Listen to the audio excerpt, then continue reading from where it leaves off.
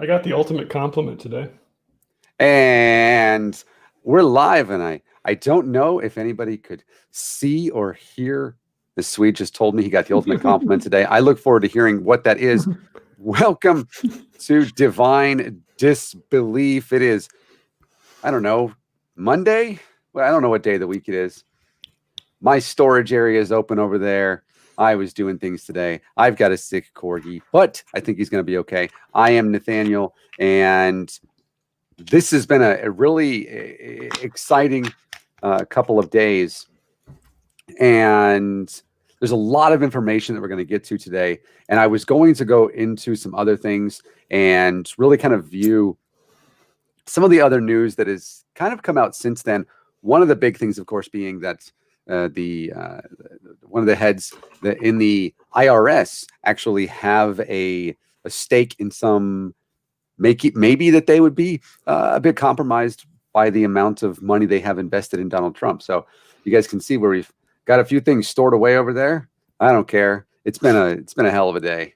But today I brought with me or brought on with me a friend of mine and a guy who's really kind of deals a lot with money, I guess. I don't really know what economists do. All I know is that Susan does stuff with, like, I don't know, paychecks and stuff. I'm not good at money, which is why I'm poor. But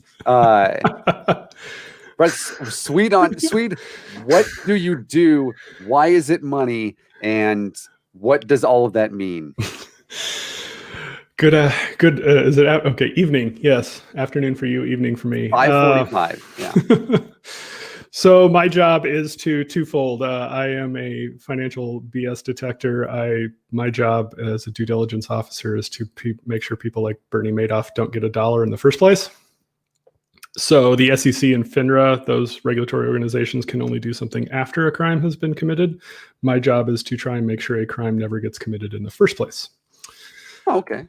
The second part is as an economist on staff, we do like research reports. We do like real research where you have to do regression analysis and causation and full-on statistical level analysis of the economy. It's long-term outlooks, what people are doing, how they're acting.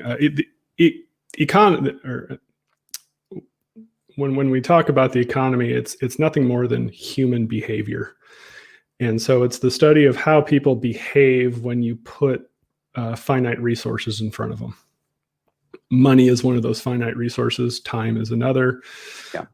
Food, whatever, however things act, and their ability to produce from those things. So an economist takes a look at and tries to determine how people will react in certain situations, and what incentives, what ways people try to do things for their own benefit, and how you can trick them to being self-serving yet still serving their common man. All right. That is, so I work for Samsung, and I don't know, I sell phones. So it's the same thing, honestly. Yeah. Yeah. So you probably do more for the economy than I do. Well, I think that you probably keep money. And hi, Michelle Donovan, as well as everybody else. Ricardo, I see, is here. The amazing Susan, the other half of our show, is here.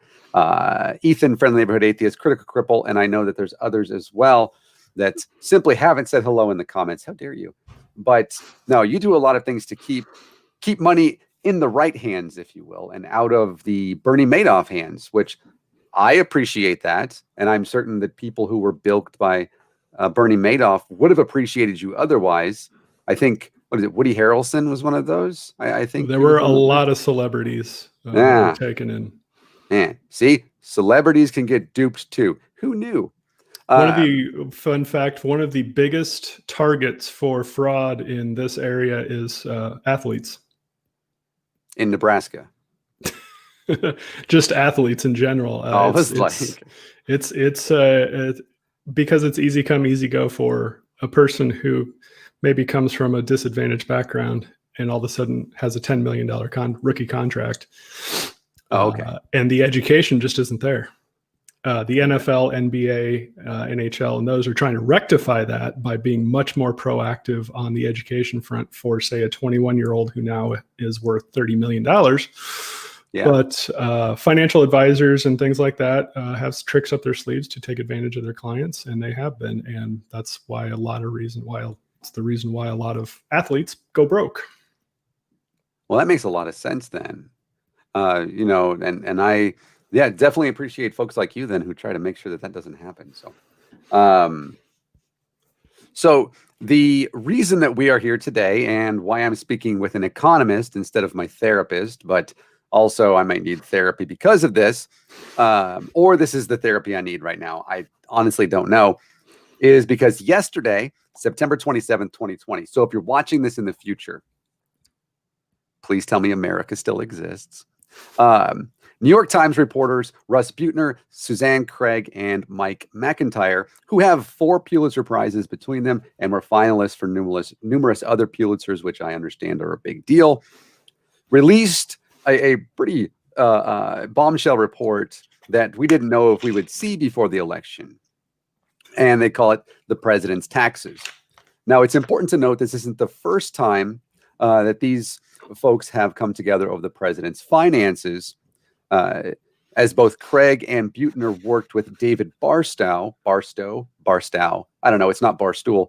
And in October of 2018, on a report showing that Donald Trump has committed mass amounts of fraud, most of it in the 1990s. And that I read over that today as well. And by the way, after the show or during the show, whenever Swede is talking, who knows? I'm a person who multitasks very poorly.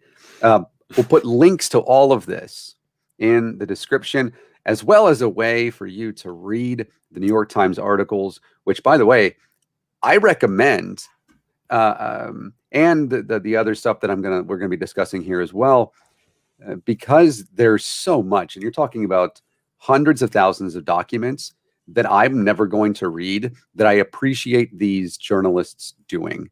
So that'll be in the description at some point, maybe today, who knows? According to the paper, the Times obtained Donald Trump's tax information extending over more than 2 decades, revealing struggling properties, vast write-offs, an audit battle, and hundreds of millions in debt coming due.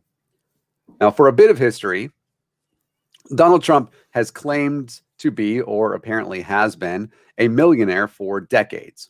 When pressed for information regarding his taxes, which every presidential candidate since Nixon's paid $792 of $200,000 income in 1973, which all of that just seems relevant, has provided to the American people, all of them have, the president has repeatedly said that his taxes are amazing and the best and difficult to understand, but also the best. And you can't see them because they're under audit, but he promises to let us see them when he's no longer under audit, because you can't see them because the IRS won't let him show his taxes while they're under audit, even though they're beautiful anyways and you'd love them. We, of course, know that this is a lie, and it's even been debunked by his own IRS. Even so, or his IRS chiefs, I don't know, he owns the IRS. He thinks he does. Even so, the president, who again is somehow still the president, yay, proper senatorial representation, continues to spread the lie and has kept prosecutors and congressional investigators from seeing his tax returns by even using the Justice Department. So we call this weaponizing the Justice Department, which pushed the cases all the way to the Supreme Court. Again, this seems relevant.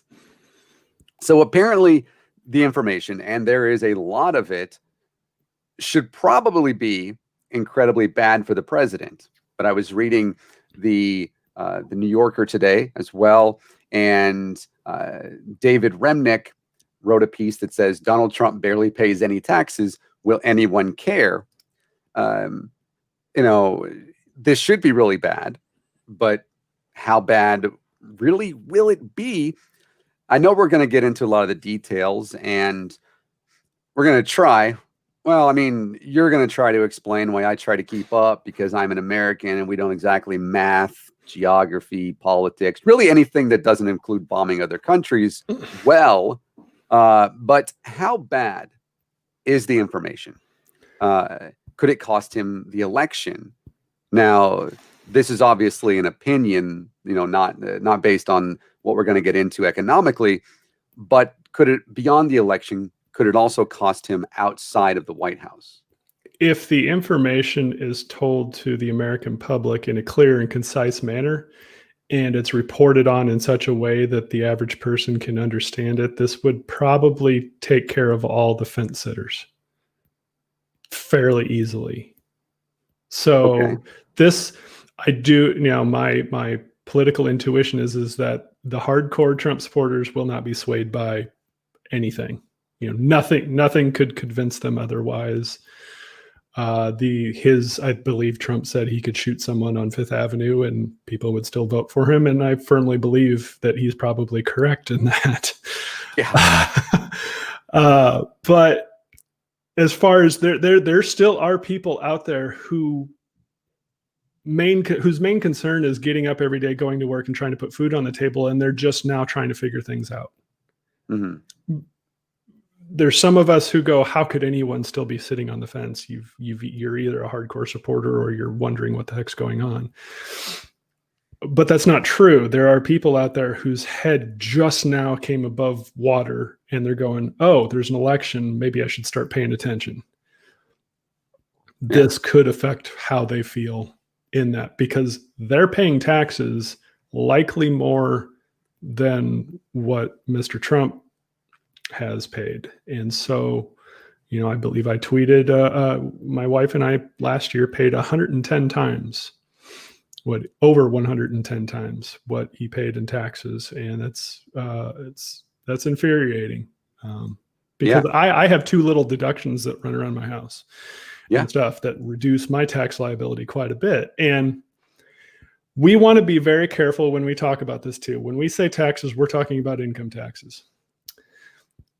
You have to be very careful how he plays this, because it is true that he pays a lot on property tax, because you just can't avoid property tax, because it's very unlikely that any of his properties have any abatement left in them.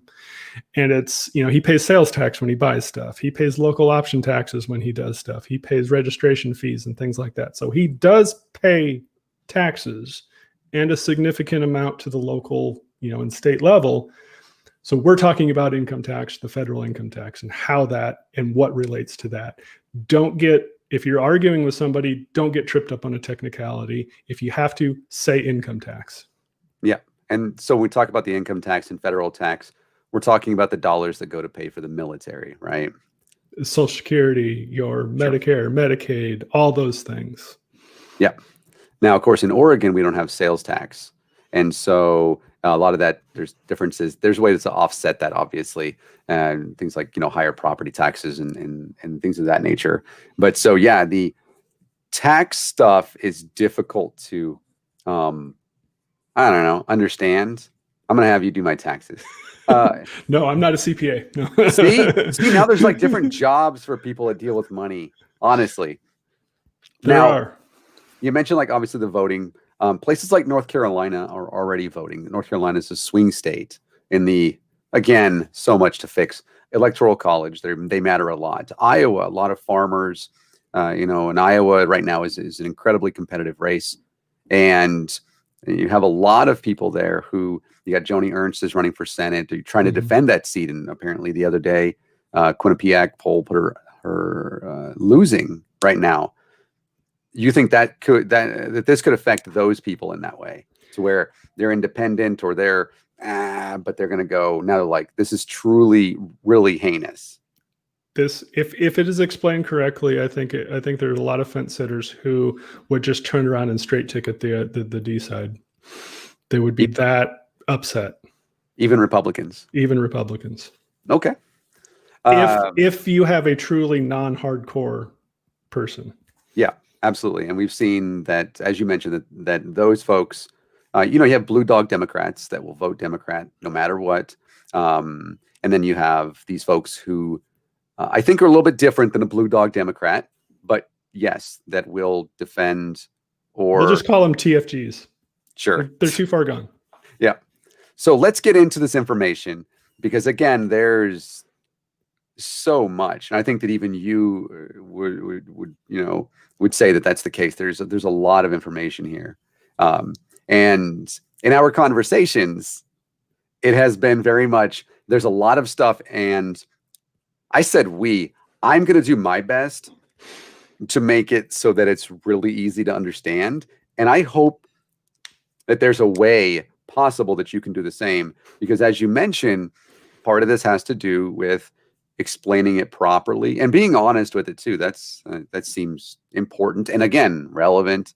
So quoting again from the Times, and I'm going to do this a lot because this comes directly from the Times. Donald Trump paid $750 in federal income taxes the year he won the presidency. So that's 2016. In his first year in the White House, he paid another $750. He had paid no income taxes at all in 10 of the previous 15 years, largely because he reported losing much more money than he made. Now, I've heard a lot of folks that look at this and try to say something like he didn't pay taxes because he didn't file, or he simply avoided them altogether. Is that what this means? No. Okay. So there's a separation. Net income is what you pay taxes on. Cash flow is what you pay your bills with. And they are two separate things. So real estate offers some interesting ways that create your taxes become a mess. And he's not wrong that they're complicated. Everything else is wrong, but when he says his taxes are complicated, I believe him. Just like anybody else, if you're going to tell a lie, you mix a little truth in with it so that the lie is more palatable. That's how you become a comedian.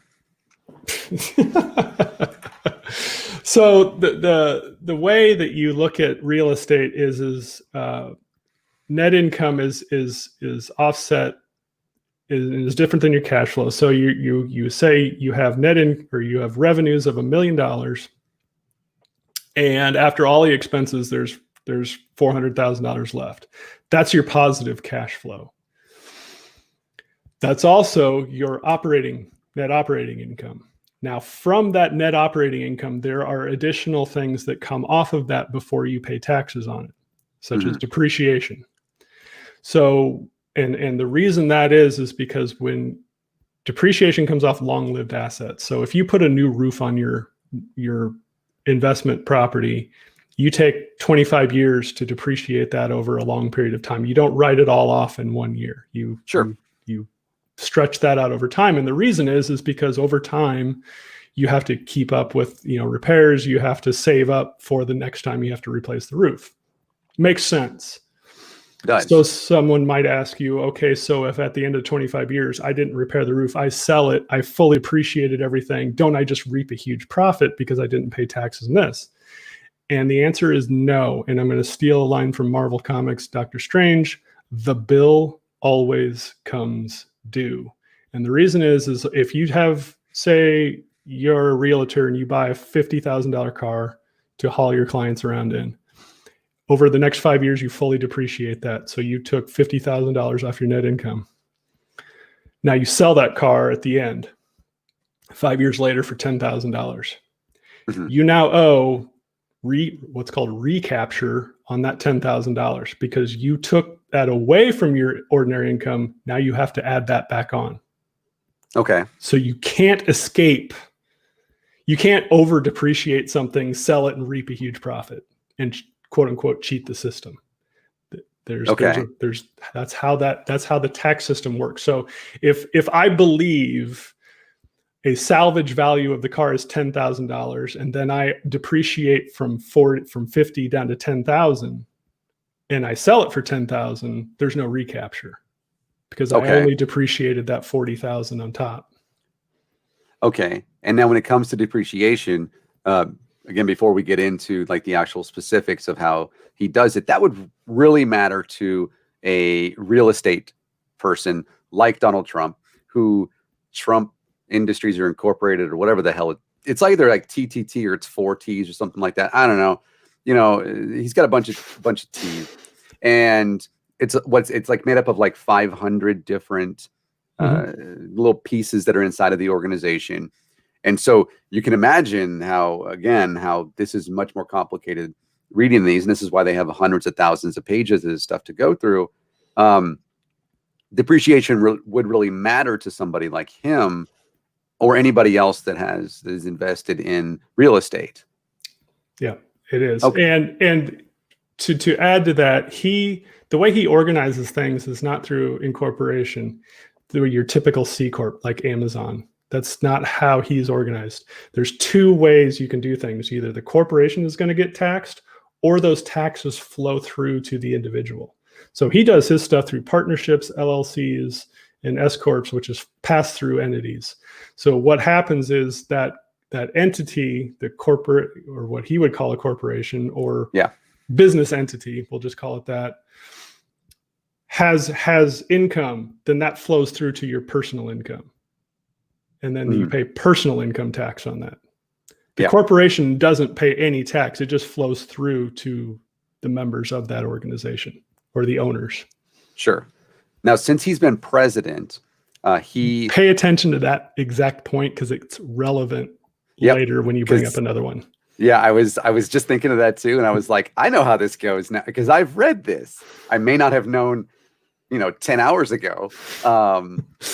But he has filed annual financial disclosures. These are required if you're in the federal government. Now, what do those say about, like we talked about things like, net profit and worth and things like that. What do those show when it comes to that? Because I know we've seen those. Financial disclosures are actually a lot less than you think they are. And they probably need to be a little bit more comprehensive. But if I were to go in and be a House member, I would have to turn in what stocks I own, because that's a conflict of interest. If I'm going to be voting on a bill that helps out AstraZeneca, it might be relevant if I own $100,000 of AstraZeneca stock. Yeah. Typically, what these people do is they go to what's called a blind trust, where I take my IRA, and this is true of nearly every senator and House, both parties. Everyone kind of agrees this is how you do it, because it just shuts up every critic, because they don't have control over where their money is anymore. And they don't even know because it's not reported to them. So they just turn it over. They say, you're an asset manager. You manage it. I don't know what's in here. You buy and sell on your own discretion. You're under a fiduciary duty to do what's in my interest. But I don't know if XYZ company's in there when Bill 123 comes to the floor that may benefit said company. So that's blind. That's why it's called a blind trust. And that's typically what people do. If he had done this, his entire organization would have to have been turned over to somebody to manage through that blind trust, and everything would have to be walled off where he wouldn't know what properties were doing, what they were being sold, anything like that. That would actually be the proper way to do it. Yeah. Which is why he couldn't give it to his family then. Yeah. Because his family could be easily just be like, I'm going to give it back to you when we're done. Yeah. Or just tell you about it while we're standing here, because, we have like, not even just like Thanksgiving, but hi there, we work for you. We're in like this, we're not part of the cabinet necessarily, but as we'll see in a little bit, maybe sometimes we do consulting work, which is the New York Times, man. They're not always on top of things, but for this, you can just see it. Yeah. And this was, and it was just like, you're sitting here like connecting the dots. I was talking to Cyrus the Skeptic a little bit ago. He and I did a collaboration earlier, like 1974 or March of 2020. It's difficult to know how long it's been. Regarding the CARES Act. This has been the longest freaking 5 years of my life. I know, right? Yeah, especially for you. You've had some amazing things this year. And we were chatting about some things, and actually on the video, I brought up something that you and I are going to mention in a little bit. It's like, wow, we made this like kind of prediction type thing, and now you can look at these what they're saying in the tax returns, and you can't turn around and say this is just all fake news, because you can see where it bears out based upon other things. Like to go on from that, when we talk about like the as we mentioned, like the financial disclosures thing, in this is from the Times as well. In 2018, Mr. Trump announced in his disclosure that he'd made at least $434.9 million dollars. The tax records deliver a very different portrait of his bottom line, which is $47.4 million in losses. Now that's I don't know, that seems like a pretty big difference. So, and I think we're actually going to really get into that, but we can see where there's that difference in financial disclosure versus this is what tax returns really actually show. Yeah. And you and I would disclose, if we owned a house, what we thought that house would be worth, what we think what cars we own, where our IRAs are custodied at, and who the managers are. That's typically what you and I would, or any other house person would, or maybe the coffee shop I have an interest in. You know, that's kind of where the financial disclosure comes in, where it gets very difficult. And for somebody like Trump, who owns a large conglomerate like him, the only real answer would have been divestiture. Yeah. In 2016, when the results were finalized, to just take the brand and sell it. That would have been the only way to really avoid this, because you couldn't really trust a blind trust manager, because you can basically walk down to Trump Tower and kind of see how things are going. Yeah. Or go to Mar-a-Lago and see how things are going. It really comes down to, he should have just divested completely, and maybe say, look, I'll keep the licensing agreement with the Trump name, but for the next 8 years, it all goes to charity, and then I can restart. Whether or not I win elections, the next 8 years are gone for me, or whatever. You know, he could have done a lot of things that would have endeared himself to people who were like, okay, he's trying to actually drain the swamp. Yeah. What we know, though, is that he didn't. And it's also, this follows that path of him not doing it. Yeah. From that, especially from, again, the other Times article in 2018, which shows for decades and decades, but also an incredible amount in the 1990s, where he committed fraud after fraud after fraud. And now is really, I think, you know, it's kind of, it appears as though it's not going to be great for him. And you might be asking why people haven't gone after him. And the simple answer is the funding of the IRS and the SEC and FINRA has been so bad that they don't have the manpower to go after huge whales like this. They just don't, unless it's so blatantly obvious that somebody needs to be taken out, a la Bernie Madoff. They don't have they don't have the power. They have the power. They don't have the manpower. They don't have the hours. They don't have the funding or the resources. Yeah. And this is my contention. One thing with AOC, she says, defund the IRS. I go, no, fund that IRS. Give them the investigators they need to go after people that like this, that are not paying their taxes for reasons that shouldn't exist. Sure. And this is one of the reasons we get to, this is something that was written about as well. We talk about the audit and why isn't it finished yet, you know? And that actually, that's it. Yeah. Why is it stalled? What's going on? Now there's a couple other reasons why it may be as well, but yeah. Now the New York Times did release this piece before it went out to the public. To the guy, a lawyer for the Trump organization, name is Alan Garten, and what he said was this: most, if not all, of the facts appear to be inaccurate, which is actually kind of funny, because then they wouldn't be anyway facts. But I don't know. And requested the documents on which they were based. After the Times declined to provide the records in order to protect sources, which makes sense. Mr. Garton took direct issue only with the amount of the taxes Mr. Trump had paid. And he says over the past decade, President Trump has paid tens of millions of dollars in personal taxes to the federal government, including paying millions in personal taxes since announcing his candidacy in 2015. Now, with the term personal taxes, Mr. Garton appears to be conflating income tax with other federal taxes that we already spoke about: Social Security, Medicare, household employees, and stuff like that. But then Garton goes on and talks about tax credits. And what the hell are those? Tax credit deduction is against income, credit is against taxes. So $1,000 deduction takes your income from 100,000 down to 99,000, and then your tax is figured based on the 99,000. A $1,000 credit is if you have taxes payable of $10,000, a tax credit of 1,000. Now you only pay 9.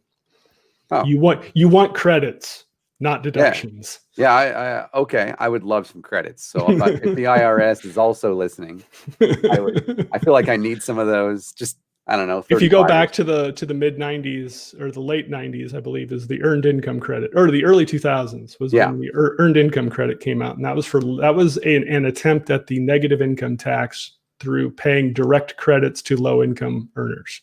I was one of those. I benefited from that, and it was awesome. Yeah. It gave money directly to the disadvantaged poor and people just starting out. It was great. I don't know why they still don't have it. I mean, I do. I've got a few theories. So in his taxes, there was a certain country. Actually, there are multiple countries besides the United States. You're talking about Azerbaijan and things like that, but that were mentioned. One in particular kind of stood out to me, and that was Russia. No. Yeah. This is 2013, the 2013 Miss Universe pageant. And this is what they said. The records show that the pageant was the most profitable Miss Universe during Mr. Trump's time as co-owner, and that it generated a personal payday of $2.3 million, made possible, at least in part, by the, I think it's Agalarov family. Sorry, I'm not great at Russian names. Who would later help set up the infamous 2016 meeting between the Trump campaign officials that were seeking information on Mrs. Clinton and a Russian lawyer connected to the Kremlin. This, I don't know, it just seems relevant. Yeah. How that all gets figured into where the taxes are paid, that's where you hide consulting fees. Yep, which we definitely get into. But there's like this other connection with somebody who helps to set up with Donald Trump Jr., I believe. If I have that one little piece of information wrong, I apologize, but it doesn't change. I think it's with Don Jr. It wasn't Eric. And this is with Eric. No. SNL got that one right on the money.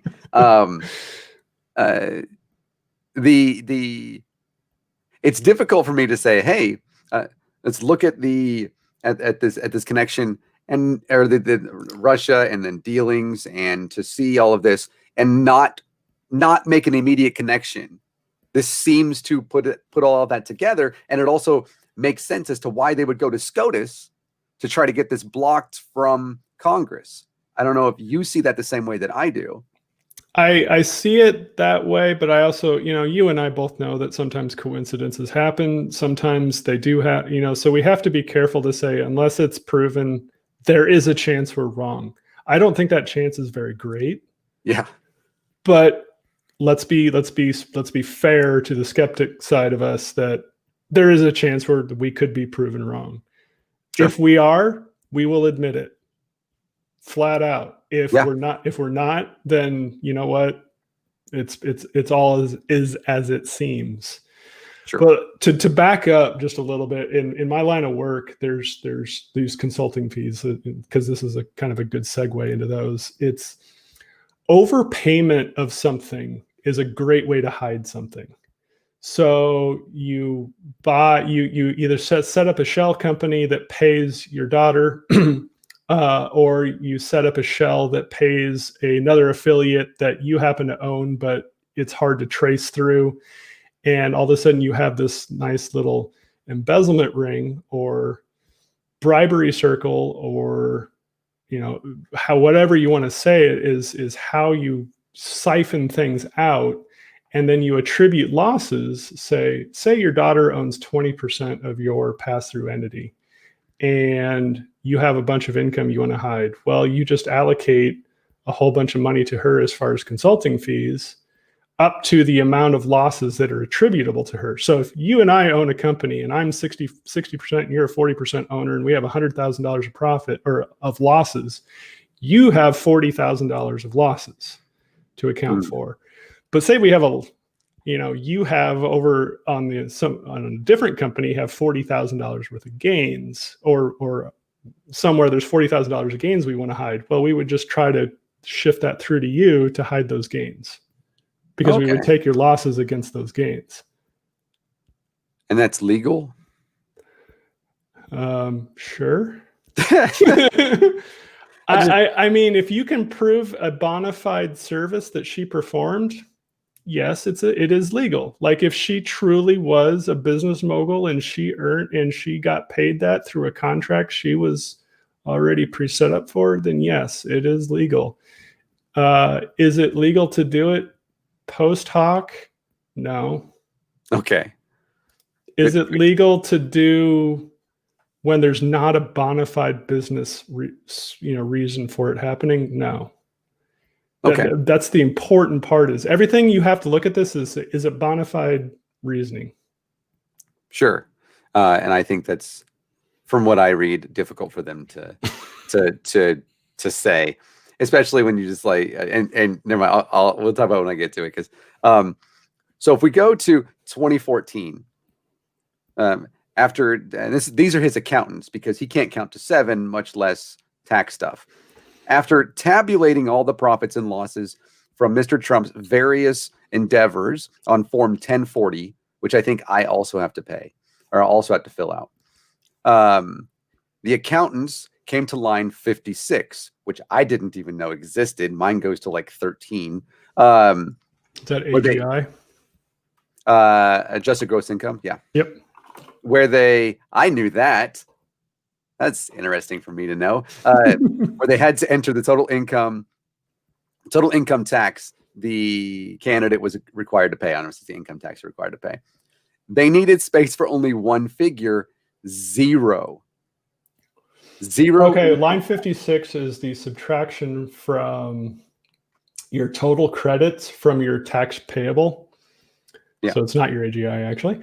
It is where you take your credits and offset your tax payable. And if your credits are non-refundable, which means if you have a $5,000 credit but only $4,000 of taxes to pay, you don't get $1,000 refund if they're non-refundable. There's two types of credits. The earned income credit that you and I discussed earlier was a refundable credit, which means if it exceeded our tax payable, we got money in our pocket. Yeah. Important distinction. Yeah. So it looks like, and most credits are not refundable. The refundable credits are your EICs. Okay. So he didn't get any of those. So he had non-refundable credits in excess of his tax payable, is what they're claiming. Sure. Now, for the president, the bottom line of 0 is certainly a familiar number, because it was the 4th year in a row that didn't pay not even a single penny in income tax or federal income tax. Now, his avoidance of income tax, I use the word avoidance here. I think that, I don't know if that was me or the New York Times. Either way, we both used it. Of income taxes is one of the most striking discoveries, especially given the vast wash, what an amazing word to use, of income itemized elsewhere in the filings. So if his net income in 2014, which is around $427 million, I realize tax credits, but how do you go to zero? That is a good question of which credits he was claiming, which credits they were using, and then how they were attributing all of them. Credits typically have a sunset after, say, certain income amounts. Mm-hmm. Like, I can't deduct my student interest anymore, student loan interest. I think I can deduct maybe like 5% of it or something like that because of my income is high enough that it doesn't allow me anymore. And that's typically what you see with credits. But so I would love to know which credits were being used. I mean, there's so many out there, but it's yeah. And now, of course, there is the question of we may. I was reading the thing from the editor on the Times. They're going to be releasing more and more of these, and so you and I may, if you are, this will be fun. If you are open to it, and my mind is not completely gone at that point, have a couple more of these videos, and We've already lost all our hair. Why not? Oh yeah, it's been gone since before the president. I don't remember, but I think that they said that they're not going to release the tax returns, which makes sense. I don't think they can do that. I know that it would be a violation of privacy. I would be against that. Yeah, same. And I also saw first off that it was fake news, and then they also gave the game away and said that they were illegally obtained. So they were illegally obtained and then wrote fake news. I don't know. Seems like you got Which your is stories it? Did wrong. they attain them, or is it fake news? Yep. This is the same as the caravans of people that are going to come and steal all of your jobs and your wife, and also they're bringing disease and they're sickly. Schrodinger's immigrant. Yes, exactly. Schrodinger's tax returns. Yes. So that's been a fun time.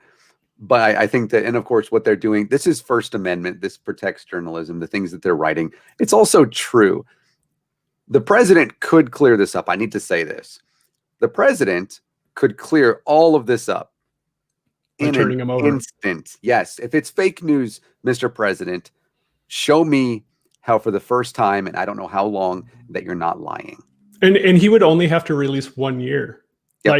Like it would be, no, they're saying this about 2014. Here's 2014's. Here's what it actually says. And that would give all the ammunition that the right could ever want. Yep. Actual ammunition. It would be the stuff that they were looking for whenever they were trying to find, Obama being born somewhere else, or I don't know, voter fraud, or anything that they look for. If this stuff, and I keep trying to tell people this too, if this stuff had actually existed, you don't think that the Republican-run Senate would have actually would have just sat on it? Come on, that's the thing. Or I'm sorry, are they part of the deep state too? Who knows? Honestly, at this point, I think the deep state encompasses everybody that's not Donald Trump and or Ivanka, who they probably want to be married to him, allegedly. Anyways, who was supposed to be his running mate? That's what I heard. That'd be a first, I suppose. So so Donald Trump messed up a lot in the 1990s, and as mentioned, he also committed a ton of fraud in the 1990s. He made a fairly quick turnaround in the early 2000s, and he got onto The Apprentice. And that was, I never watched a single episode. I didn't care. Maybe that's why I don't know anything about money, but also neither does he about money. So, and he's, by the way, I looked at a video of him speaking about this in the mid 2000s. Not orange. Just pointing that out. He wasn't. He was like regular colored at this point. So that's the truth, folks. Go back and look at anything. He has not always been this color. I have to find this in the notes now. I apologize I don't know where I put this. So I got the 2014 thing. There we are. We're going to talk about how Donald Trump is really bad at business. Like, really bad at businesses. So he runs around. No, he doesn't. He ambles around. I don't know. Talking about this is the reason that I can do it because I'm the business person, because I make all these great choices. Dude, throughout his career, quoting the Times again, Mr. Trump's business losses have often accumulated in sums larger than could be used to reduce taxes on other income in a single year. But the tax code offers a workaround, which is thanks tax code. With some restrictions, business owners can carry forward leftover losses to reduce taxes in future years. You mentioned that, I think, as well. Now, which is fine. You know, if you lose 10 million bucks and you only make 5 million the next year, you should be able to carry some of that extra 5 million forward a little bit more. I mean, that's what they're referring to. However, that carry forward has to be spread out over a certain amount of time. So you can't just clump it all into the next year. I think you've got to take it out over a few number of years. Yeah, but I believe that on the 1995 return, he had nearly $1 billion in losses from everything in the 1990s. And was that when the casinos failed? No, that's like that's not that long ago. Actually, you'd be surprised. The Atlantic City stuff. No, that's not that long ago, and that's important. That's an even bigger. Yes, one. It is. That's a $76 million. Oops. Yep.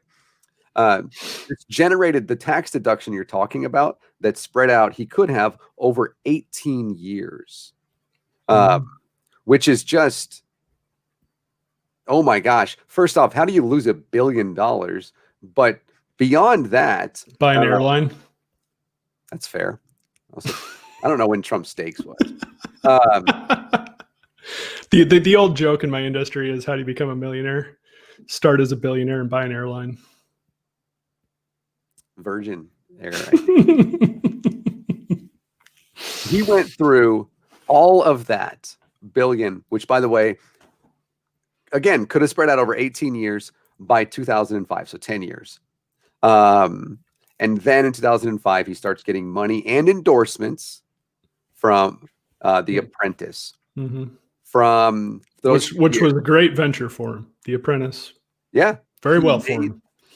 I don't know. They probably came out after him and everything. It certainly wasn't his idea, but that was honestly the best thing that he had ever done. Well, not the best. I think I have an opinion on that too when it comes to money, anyways. But from 05 to 07, cash from licensing deals and endorsements just overflowed. You have $120 million pure profit, take home, it's yours. But he also had to pay federal tax. Because he had burned through all of that billion, he ended up, for the first time in his life, paying what he should have paid in federal income tax, and it was just over $70 million.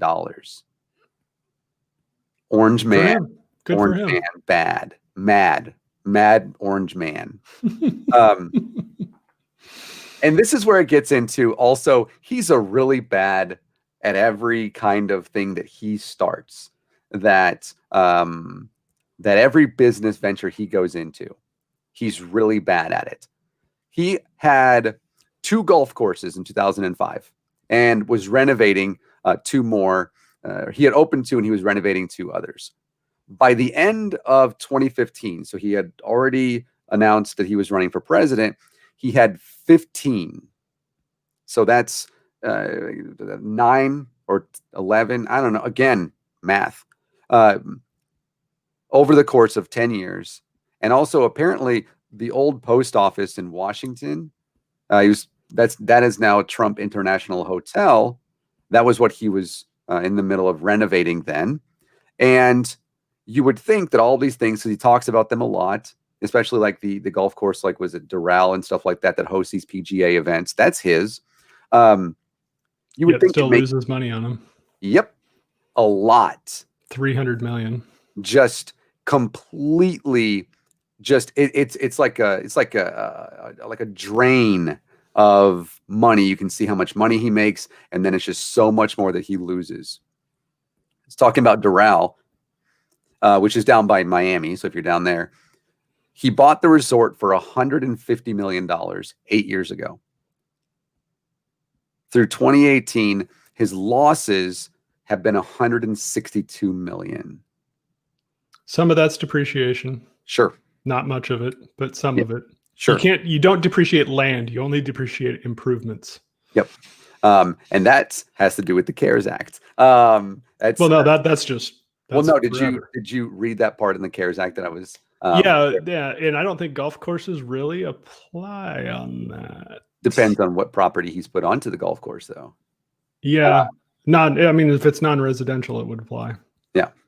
Yep, that's true. And now he has put $213 million of his own money, which was a loan, but now he just considers it like a donation into the Doral, and has a $125 million mortgage that's going to be due. It's going to be due in 3 years. Who's the banks on the mortgage?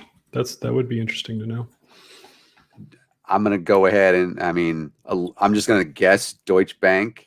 That's the only people that are willing to give him money these days. I don't know if that's the case, but that would be interesting to see as well. Banks don't give out, a single bank doesn't give out a loan that size. It's always a syndicate. When I was large loan officer over at First National of Omaha, anything over $1 million, we had to have syndicate members. We're not putting that much risk on our books, flat out. And that's the way it was. And so $100 million would be 30 banks. I mean, that's what it is. You'd have Goldman, you'd have JP, you'd have Deutsche, you'd have all these things. If Deutsche took that on by themselves, the OCC would have a field day with that. And that's the Office Comptroller of the Currency. That's the regulator of the banks. So you don't see that. So there's a lot of banks that will lend to him, just not on the face. Sure. I know there's the way that he's able to get around those things too. And how it's like not him, but yeah. Now he also has 3 golf courses in Europe. He has 2 in Scotland and 1 in Ireland, and they hate him in all 3 of those places. They have a combined $63.6 million in losses. And so since 2000, he has net reported losses of these are just 4 golf courses, but they are his big ones of $315.6 million. Yeah. And this makes me wonder why the IRS doesn't consider these what are called hobby losses. Mm-hmm. What the IRS basically doesn't allow you to just eat losses off of a business entity for ad infinitum. They will basically say at some point you can only take the losses of a business against whatever income that particular very specific business produces. And this is to prevent people like buying magic cards and saying, well, I increased my inventory, but I didn't sell any of it, so it's losses, from their personal income tax. Sure. That's a really good analogy. Especially you get a shitty one. Yeah. You don't have a room full of Black Lotuses, you're pretty much fucked. I'm just going to go ahead and guess that's a good thing. Yeah. So when you have a business that perpetually loses money, the IRS steps in and is like, just stop. Like if the course brings in $1 million, you can take $1 million losses against that from that course, but you can't like carry that over to the other businesses you own. Sure. Like the Washington, which is reasonable. It's a totally reasonable, but they usually give you a couple of years to get things going because starting a business is hard. And the first couple of years you probably have some losses. 12. But after like 3-4 years, they step in and are like, no, you're done. Yeah. And by the way, as I love this, Chicken McLosing it in the chat says debts are a good way to control a person politically. That's accurate, especially if that person, as has been noted, does not divest themselves from their business. And trust me, that's on this list. And by the way, Ricardo, I think it was you. I saw your question there. We will get to those at the end. If you do have a question for him, not me. I don't know what this stuff is. Please feel free to put it in the comments and then make something in there like question for the panel, but also question for him. So at the Washington Hotel, which he opened in 2016, so that's one of those things, right, where it's been not very long, not especially compared to 2000, when he has like the Doral and stuff. Tax record showed losses through 2018 in 2 years of negative 55 million. So you're talking about a $55 million loss over the course of 2 years at the Washington Hotel, which he is the president at this point. And I guess we're going to talk about the people that are staying at his hotels. And now, conflicts of interest. Yes, emoluments clauses, things like this. Now, Trump Corporation, a real estate services company. This is kind of where we get into this stuff. People don't know that everything is not just Donald J. Trump. Has reported losing $134 million since 2000. And again, he has put his own money into Trump Corporation, marking them as loans, basically. And then he said, well, yeah, because never going to pay me back. So now it's just cash contributions into this. So, and that's what he has said. And that's a bit of a big deal, as we're going to see in, here in a little bit. And of course, he does say, I heard him say this yesterday, I think, or even earlier today. We talked about depreciation. That's how he tries to get around a lot of this stuff as well, even though there cannot be as much as he's saying. And he says it again and again. I love depreciation. He's never driven a car off of a parking lot, but depreciation is great for the first couple of years, but it tails off pretty small over time. There's what's called MAKERS, which stands for Modified Adjusted Cost Recovery System. So let's say you have a 5-year life on something. That means straight line would be 20% a year. Straight line. The MAKERS, MARCAS, would say, okay, double that. So you take 40% of the first year. Now you take 40% of what's left over the next year. And so it's 40% of what's left over that hasn't been as time goes along. So you have this declining curve of how much depreciation is actually taken over time. Makes sense. So I think Ricardo. So those first couple of years, you have a ton of it. Yeah, but then after a while, then you don't. So you would expect some depreciation on the Washington Hotel right now. Mm-hmm.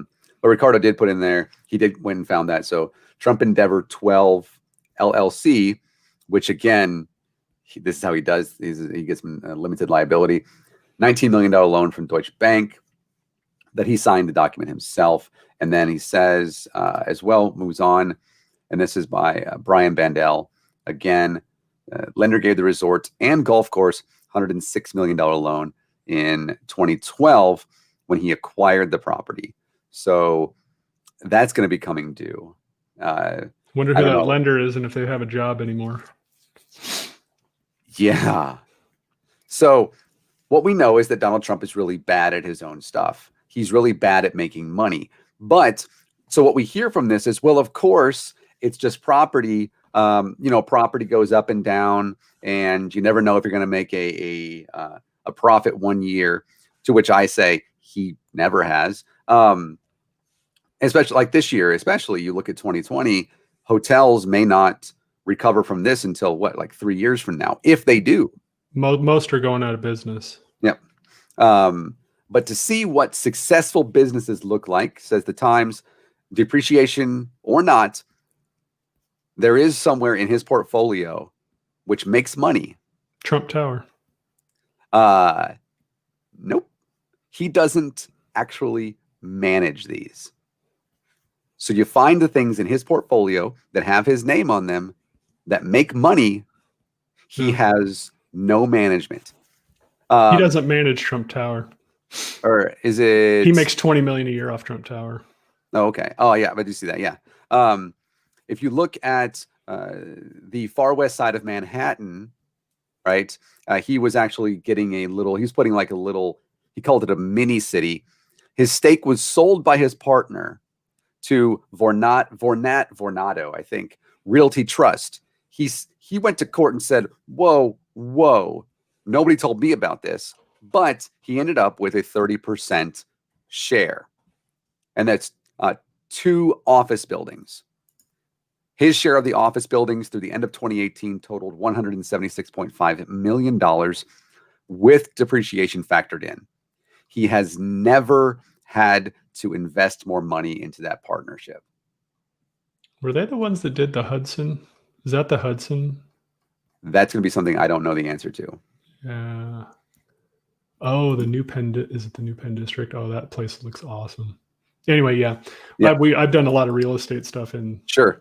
And as you mentioned, among the businesses he does run, the first one is his best, and that of course has to do with Trump Tower, which they completed in 1983, $20 million a year profits. And he lied about the height of it for 4 or 5 straight years until the advertising just changed. It's on. I think it's 38 floors, but he kept saying it's 44, and eventually it says 44 now. It's on the website and everything. If you read the story about it, it's just like, okay, this is gaslighting. This is like literal gaslighting. Like, reality is not what you see. No, okay. A total of $336.3 million since 2000. That's really what's helping to keep him afloat. And also another way he's kept afloat is by not paying his lenders. He has failed to pay back far more money than anybody knew. $287 million in 10 years that he has had loaned to him, that he simply said, thank you, goodbye. This is basically like one of his rallies in any of the states that he goes to where he doesn't pay them. Even Florida is saying that. Minnesota and Wisconsin and San Antonio, Texas, where they're like, dude, you haven't paid us. And as was mentioned by Susan in the chat, he doesn't pay his contractors either. And that is correct. And he tries to do what are called slap suits, right? Which again should be illegal. Thanks, John Oliver. And that's what he does. He finds something that they have done wrong and tries to take them to court over it so he doesn't have to pay them. Invalidate the contract because you didn't use the proper shade of gray when you painted the wall. Or the right, in his case, gold. Yeah. Now, his business losses basically have to do away, or they do away with any of his tax responsibility. And like in 2014, where he paid nothing, or in so many years, I think 10 of the 15 years. Now, he periodically was required to pay what's known as a parallel income tax, which is known as the alternative minimum. AMT. Yep. This is, as the Times says, a tripwire to prevent wealthy people from using huge deductions, including business losses, to entirely wipe out their tax liabilities, which he did pay in 7 years between 2000 and 2017. So the 17 years, 7 years, he did have to pay that alternative minimum. That is your Steve Forbes flat tax. It's 28% straight across the board, no deductions. It's a hell of a tripwire.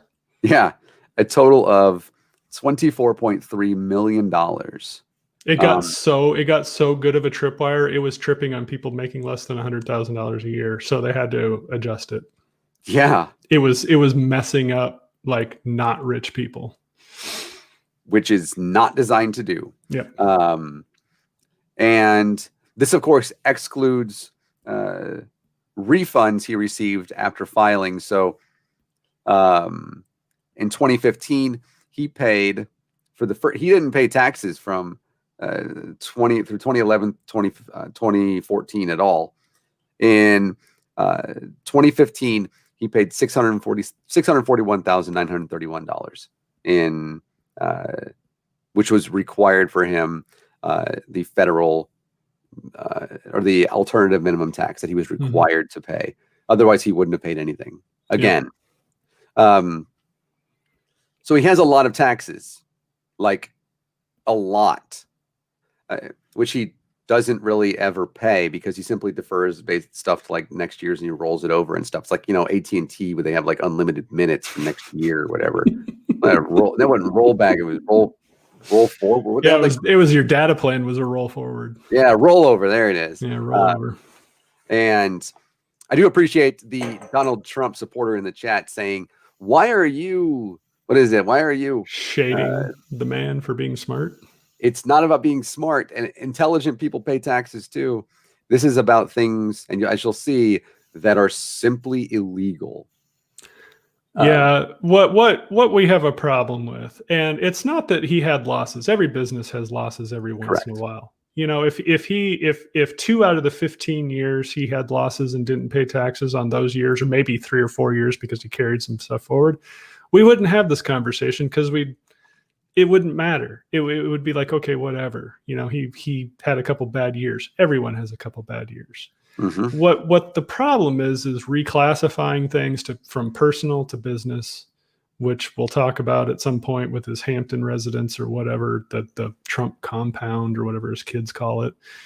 The problem we have is the overpaying of investment banking fees and consulting fees. Look, if you think 20% is what the typical investment banking fee is, I got bad news for you. It ain't. Yeah. The most you can charge on markup is 5%.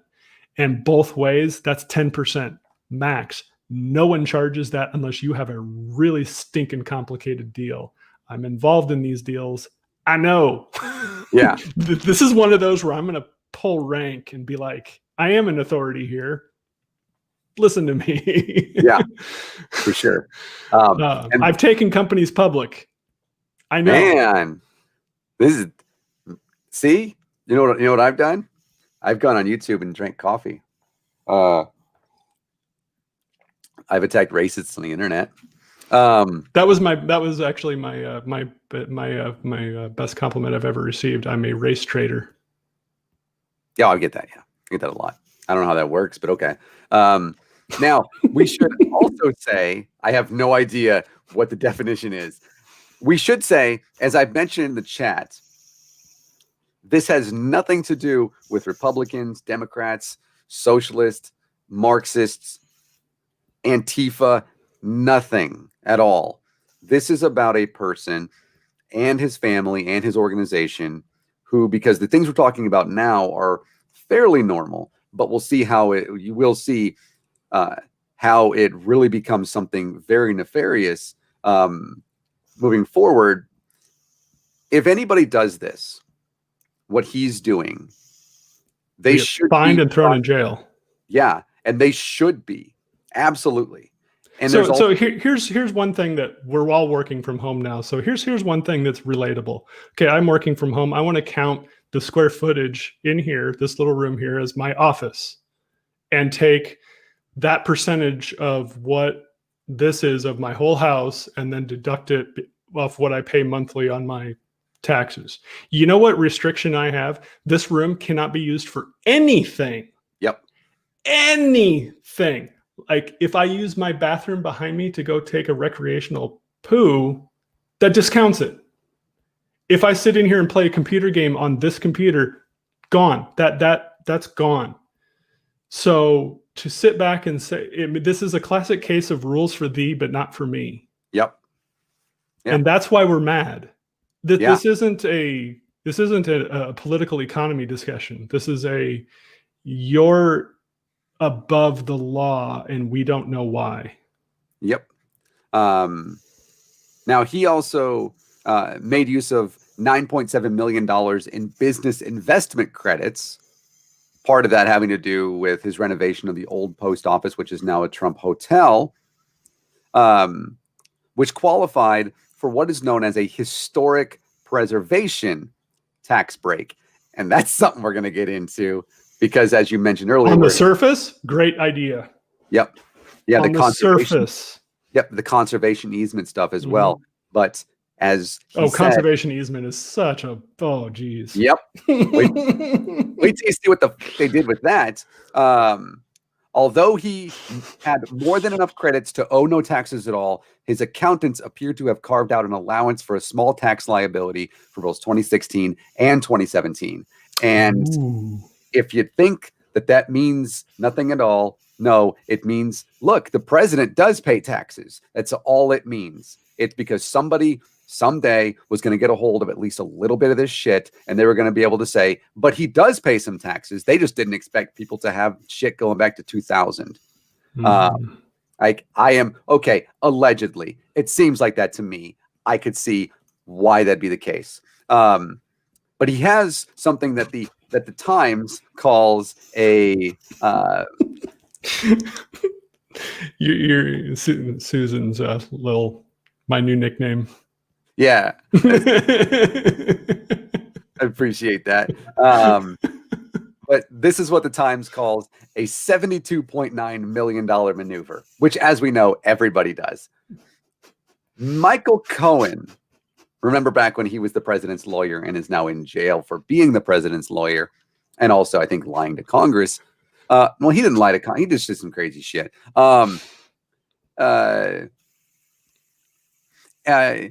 He said in 2019, again, this is part of the stuff that really validates what the Times is saying. In 2019, he said that, quote, Mr. Trump's showing him a huge check from the U.S. Treasury some years earlier and musing that he could not believe how stupid the government was for giving someone like him that much money back. These things validate what the Times is saying. Starting in 2010, he claimed and received $72.9 million, all the federal income tax he had paid for 2005 through 2008, plus interest. He got it all back. That's why he's under audit. Yep. And the reason is because his casinos failed, and he, according to him, handed the keys over and walked away, which if he had, we wouldn't have a leg to stand on. Correct. He didn't. Yep. Correct. As part of his walking away, he received 5% interest in the surviving entity, which means he didn't have a total loss. See, there's a definition here, total loss. There's a word in there, a descriptor that says total. You have to lose everything in that venture to claim a total loss. Yep. Meaning that you don't get anything from stakeholders. You get nothing. You have... Good day, sir. Yeah, pretty much. Got the fucking door. And by the way, he has a... You would think that he would maybe not have been so, contrarian to Barack Obama, since Obama's recession efforts is what made this shit possible. Because he took advantage of the Great Recession Recovery Act, I think it was called, and able to go back and go and start to move those things forward again, so that you could then gain, say, from 2005 to 2008, because it let it go back a number of years instead of only back 1 or 2 years. It removed that cap for what you could go backward and start to claim some losses.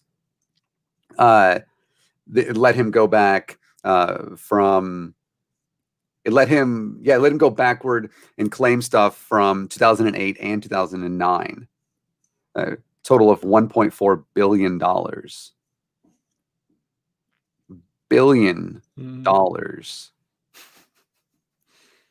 He got now off of that, you got 72.9. I'm desensitized to the size of numbers, but none of you guys should be. And it's a lot of money. It's a freaking lot of money. It's a B, Now,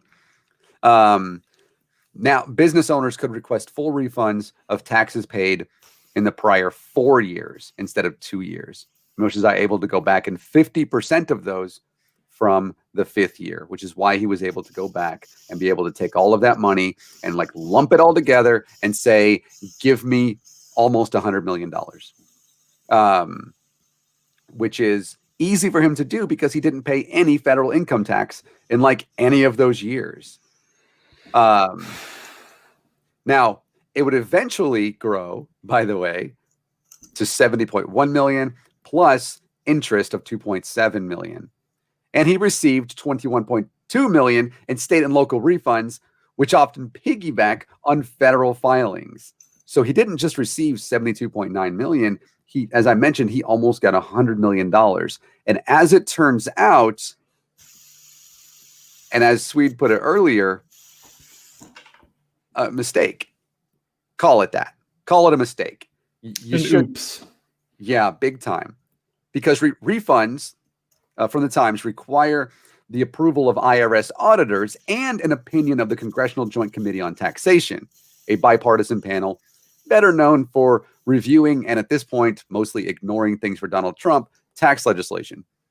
Tax law requires the committee to weigh in on all refunds larger than $2 million when they go to individuals.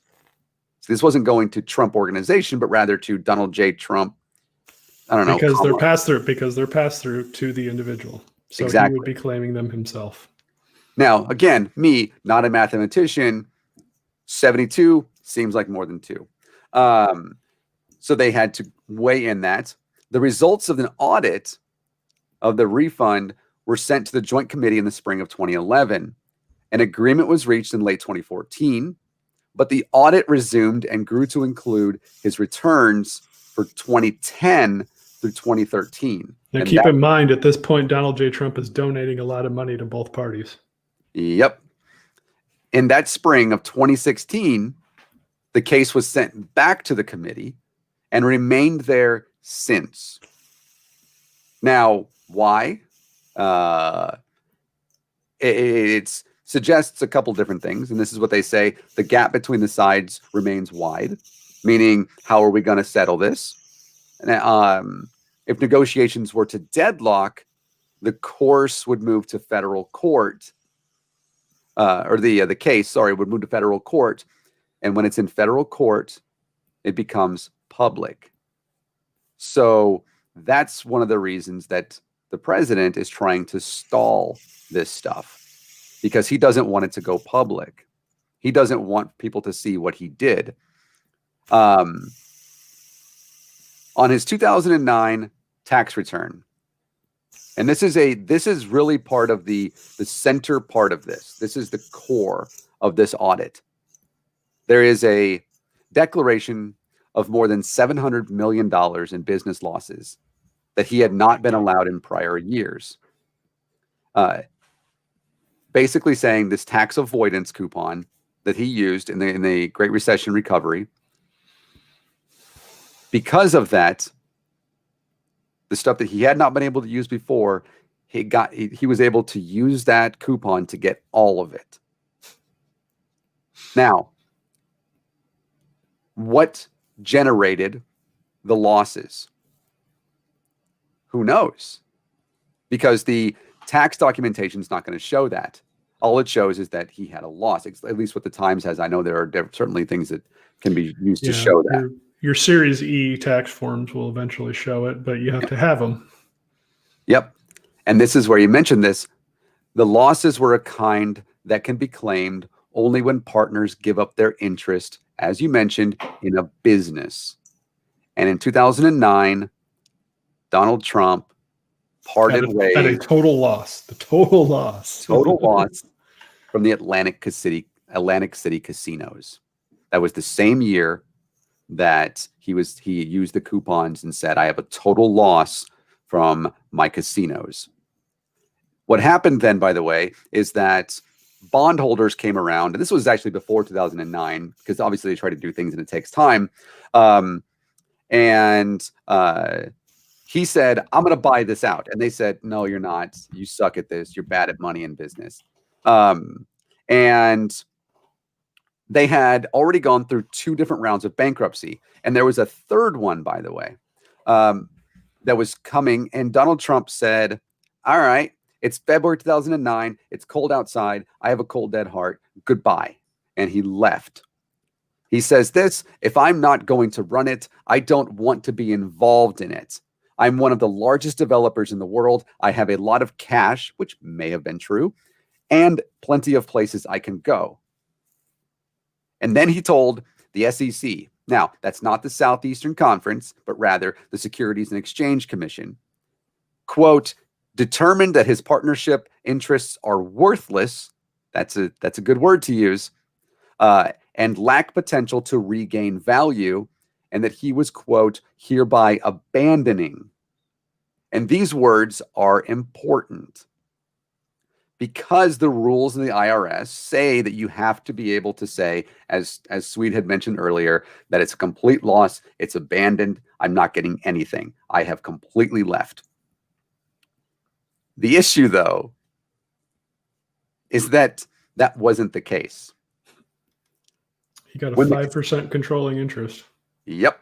Of the surviving company. Yep.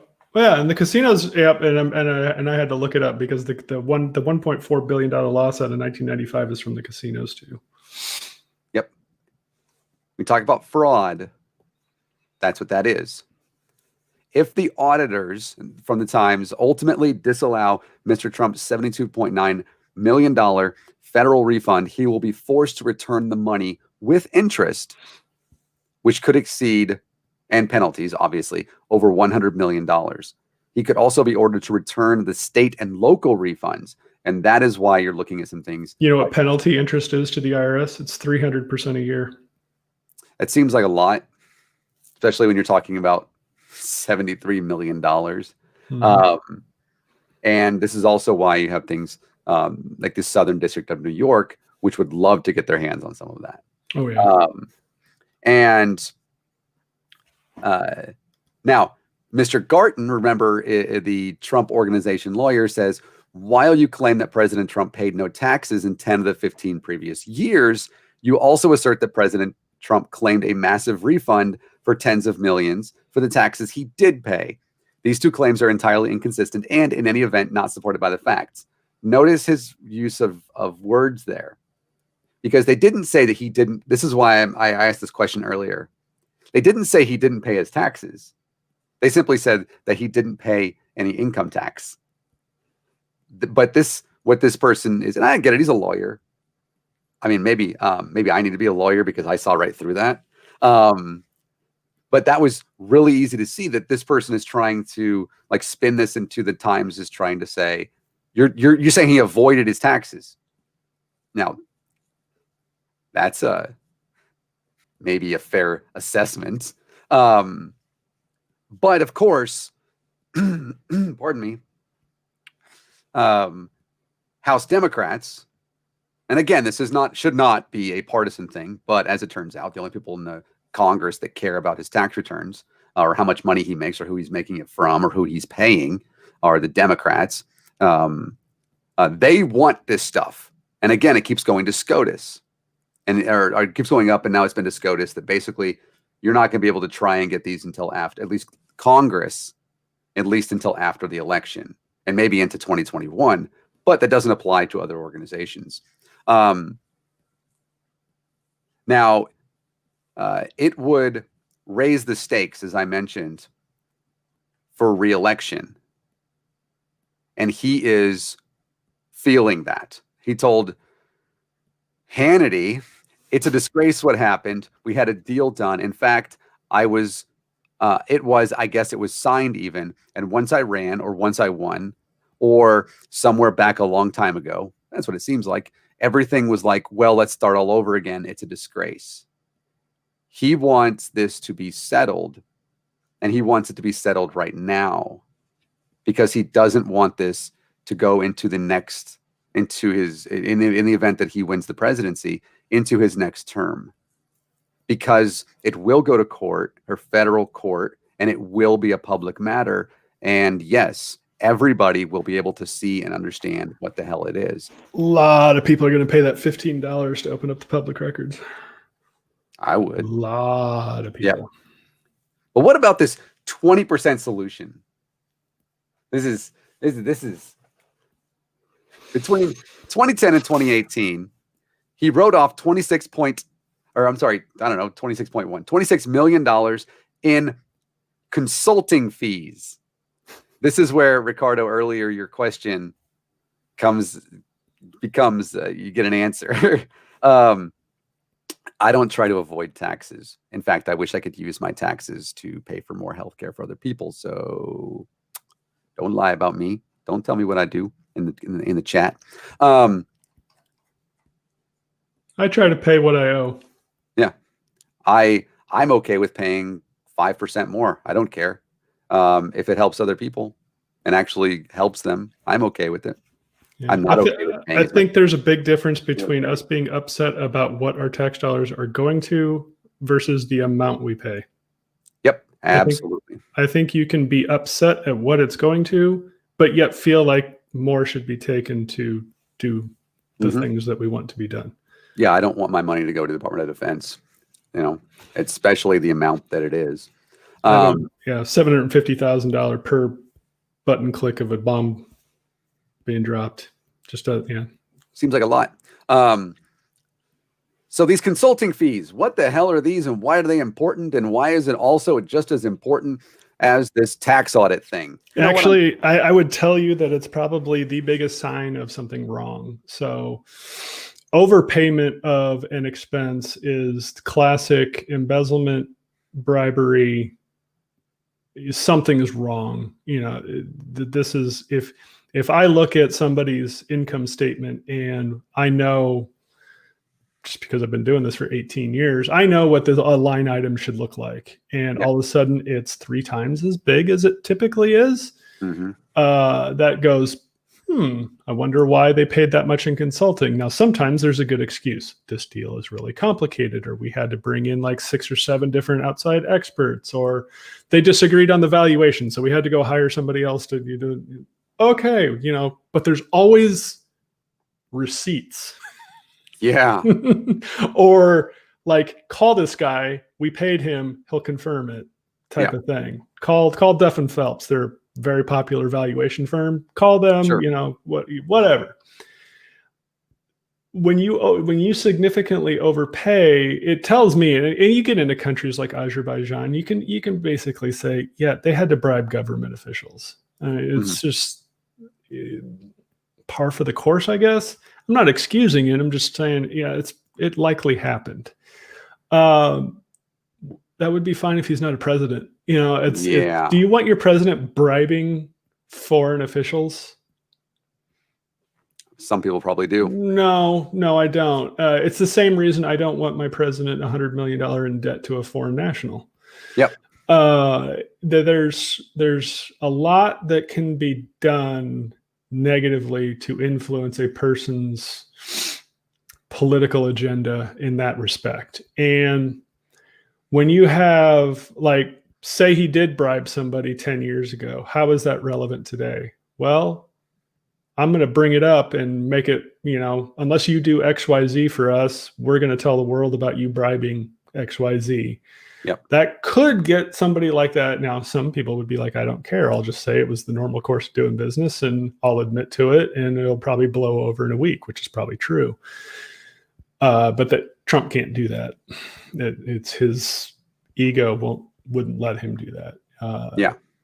Yeah, big time. And so this overpayment of fees really gets me thinking of, okay, he's paying his daughter, which means he's probably allocating income to offset losses that were owed to her. And that's fine if she's performing a bona fide business duty. I doubt that she is, but again, allegedly. I'm going to throw the accusation out there and say it's fishy as hell. Yeah. I'm gonna get into how it is. Consulting fees to who else? I don't think there's a lot of people named. So a lot of it has to go, okay, you paid 5% to Goldman to do the financial advisor work on both sides of the transaction. Where'd the other 15 go? And so you want names, and you want, where did that money go? And you want to know who got what, and you want to know all these things of where the money went, because that's everything in my business is understanding how the money flows, because everybody takes this little skim off the top, much like the mafia. It's the same thing. And only our margins are a lot thinner. Our margins are in the tenths of percent. Where I think the mafia was in the tens of percents. Yeah, it was up there. So, it's one of those, I see that, and I think that's actually the biggest red flag out there. As far as, that's what concerns me the most. The amount of debt, not unreasonable actually for what he's in business for. If you have $1 billion worth of properties, $400 million worth of debt, not even close to being unreasonable. Yeah, I agree. Now, who is it owed to? That would be a very pertinent question. Is it owed to a foreign national? Is it owed to singular banks? Like, are there 3 banks, JP Morgan, Goldman, and Neuberger Berman? Are they the 3 banks signed on this? And are they going to get somehow special treatment in the next tax bill? Mm-hmm. Are they going to get undue influence in how the next tax bill is written? So it's not the amount. This is what got a conversation earlier today was, it's 400 million. If he's a billionaire, then it's not that big of a deal. Well, that's not what I'm saying. What I'm saying is that's a lot of money.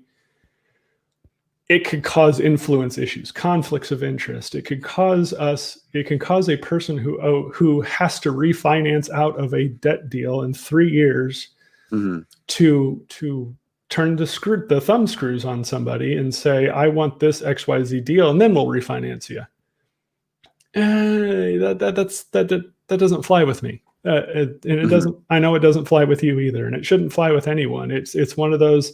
This would have been resolved if he would have divested. Yep. Or even a blind pool, because then the trust manager is the one dealing with this, and not Donald J. Trump himself. So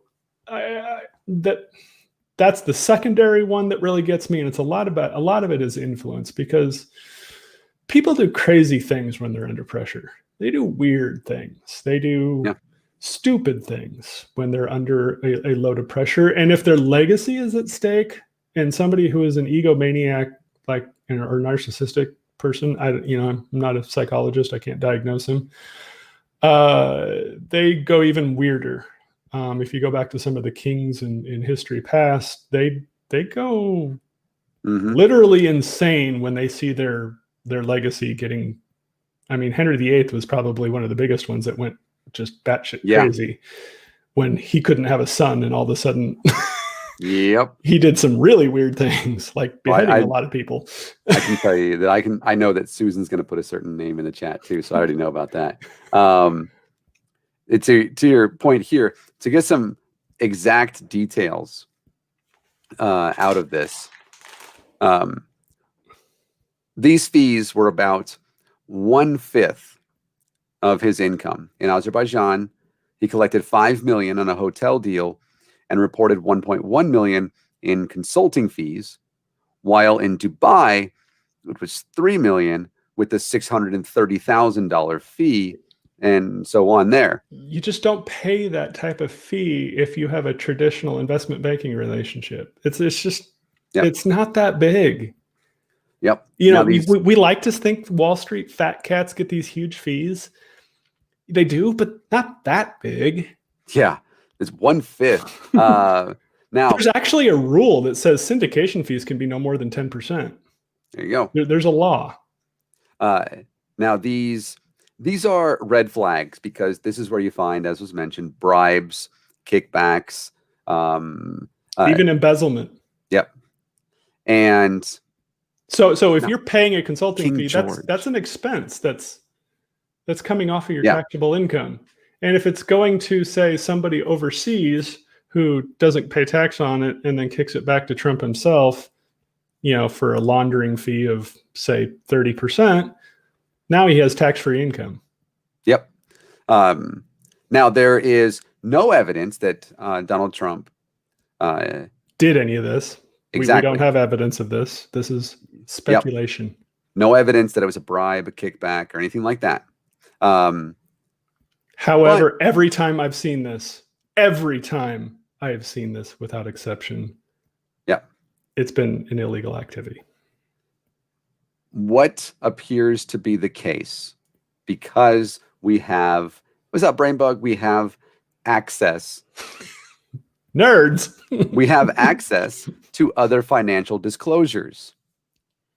He reduced his taxable income by, this is what it is. He reduced his taxable income by treating a family member, and not just any family member, but rather somebody who is directly involved in all of his business dealings and in the White House as a consultant, and then deducting the fee as a cost of doing business with said person. Now, there are no names, but always you get little trails, as I mentioned, from financial disclosures. Ivanka Trump filed financial disclosures when she joined the White House staff in 2017. As it turns out, that wasn't just a mistake because you were completely unqualified and didn't know what the hell you were doing, but also because you gave us information that we can now use. Ms. Trump, which again, is it just, do the time, and other times they don't use the Oxford comma. I know that, which I'm a fan of, but she's married, right? And Yeah. do they not use Mrs.? Is it always Miss? I don't know what their. I think it's like a pronoun thing. They do which they prefer. Fair enough. Ms. Trump reported receiving payments from a consulting company she co-owned, totaling $747,000, $747,622. That exactly matches the consulting fees claimed as tax deductions by the Trump Organization for hotel projects in Vancouver and Hawaii. Jesus Christ. What did she consult on? I really, what's the bona fide business this is that she consulted on? That's my question. Here is the writing with this. Ms. Trump had been an executive officer of the Trump companies that received profits from and paid the consulting fees for both projects, meaning she appears to have been treated as a consultant on the same hotel deals she helped manage as part of her job at her father's business, which means that she was part of the Trump Organization, but also was taking money as a consultant at the same time.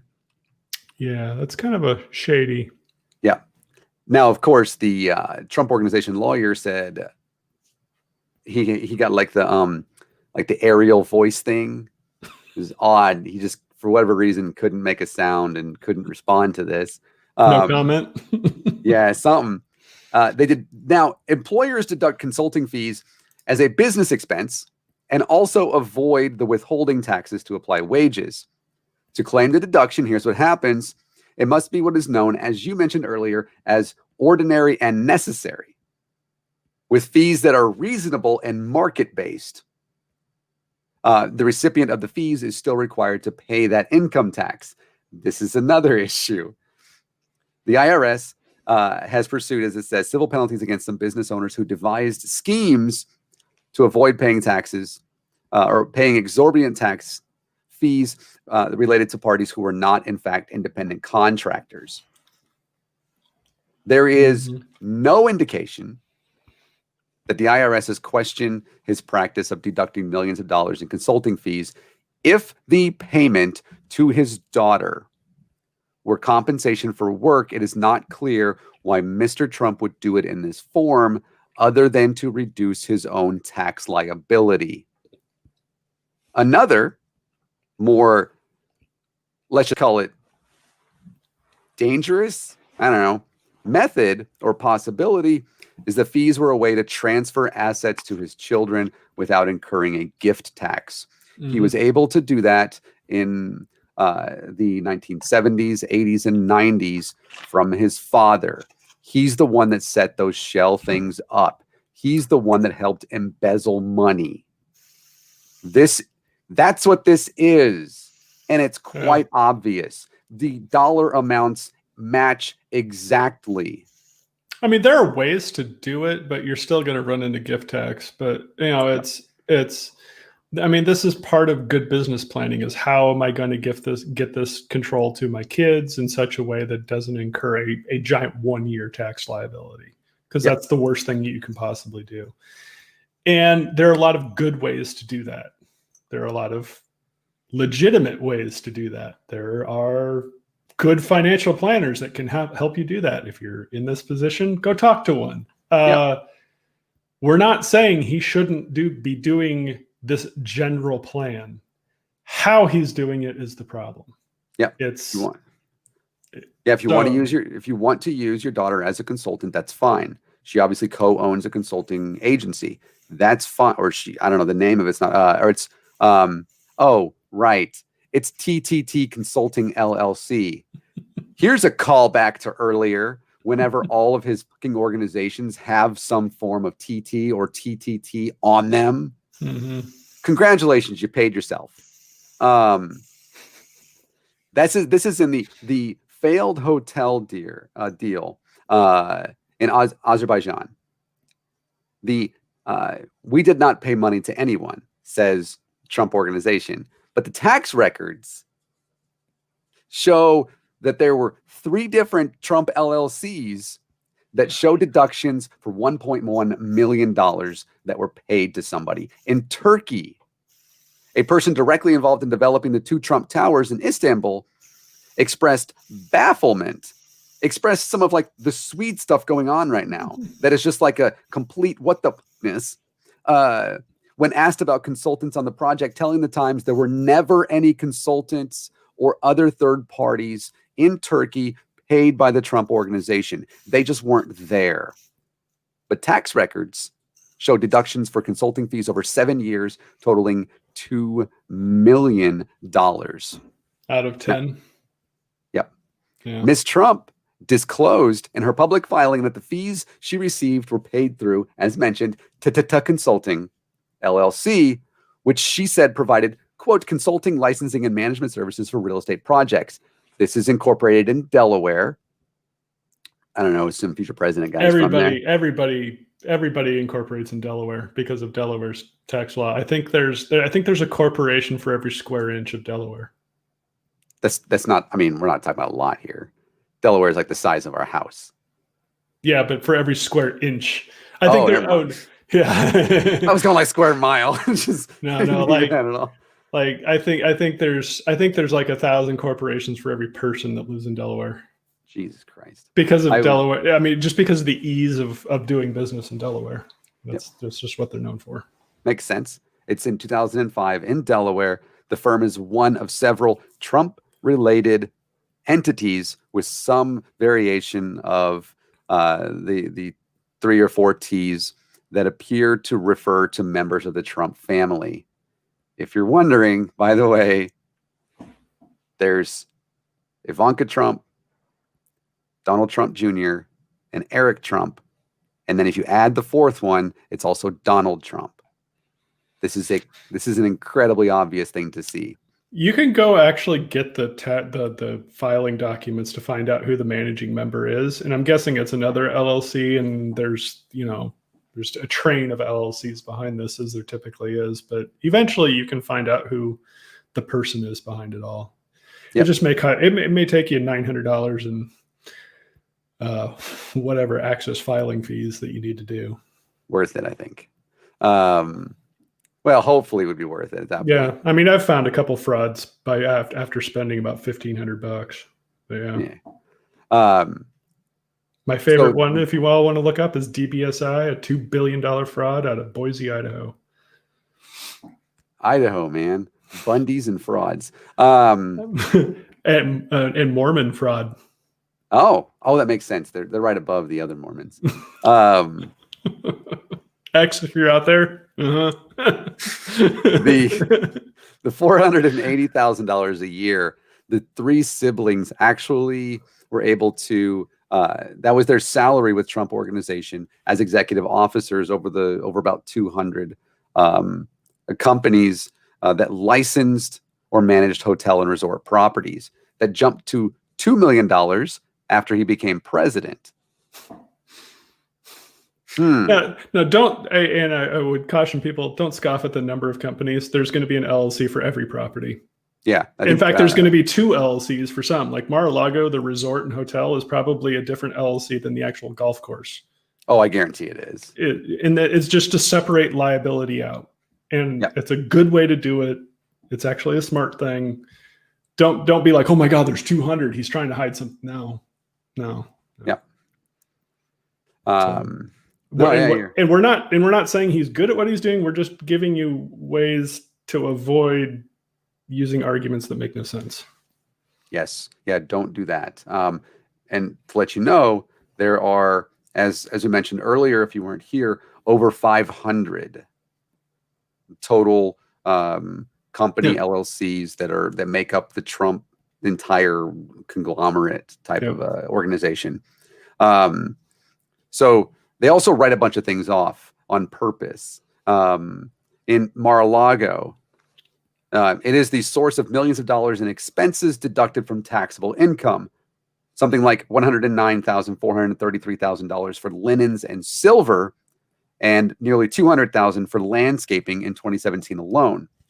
Also deducted as business expense, $210,000 paid to a Florida photographer over the years for shooting numerous events at the club, including a 2016 New Year's Eve party hosted by Donald Trump. And that is fine. Deductions are fine. You're paying somebody to do a service. We're okay with that. Yes. It is a business service. Bonafide. Yep. There was this thing that's kind of gotten, by the way, it's actually gotten some attention, and it has to do with, why would you have this hairstylist if you're going to have that hair? $70,000 to look like that. It's actually over 95,464. That's Ivanka. And you don't even look good. Yeah, it's Ivanka Trump's hairstylist, right? And Trump wouldn't look all that bad if he did this. Yeah, I don't think he would actually look all that bad if he just. Yeah, he wouldn't need to go like the orange thing anymore either. And by the way, it is 9 different Trump entities that have written that off. So it's, as you mentioned, as Brainbug said, you got to divide all that out, right? We talk about business expense, though, and you mentioned this earlier, where the kids would go, right? Where it's a business expense. He writes off Seven Springs Estate in Westchester, New York. And this is where I get umbrage with the reclassification. Yep. This, by the way, if you don't know, is a huge house from the early 20th century. It's gorgeous. I think it's like over 200 acres or something. And it's in central New York. It's like, if you ever watch like Family Guy, when the Leafers go up there, that's where that is. That's an old episode. You can tell, because I know about it. Computer shop. And the mansion is 50,000 square feet. They got 3 pools. They have carriage houses.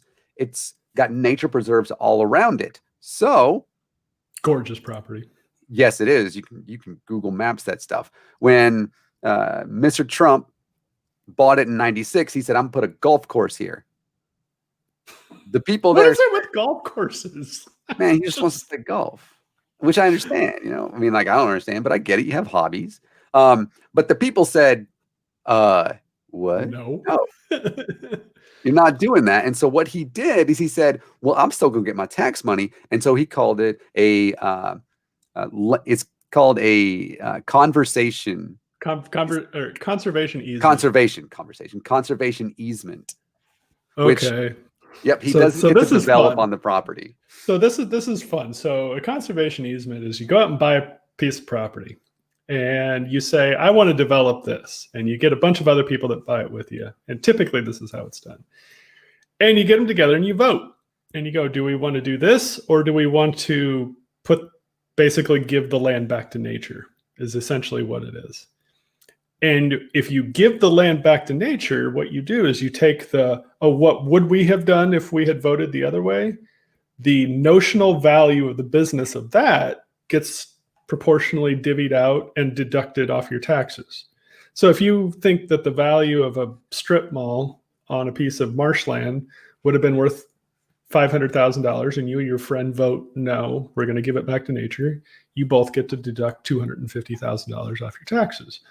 But you cannot put anything on that property for a long, like 50 years. I mean, it's a long time. It's meant to basically say, like, if that gets developed, you owe all that money back plus interest, what you deducted. Now it's cool, but it gets abused to high heaven.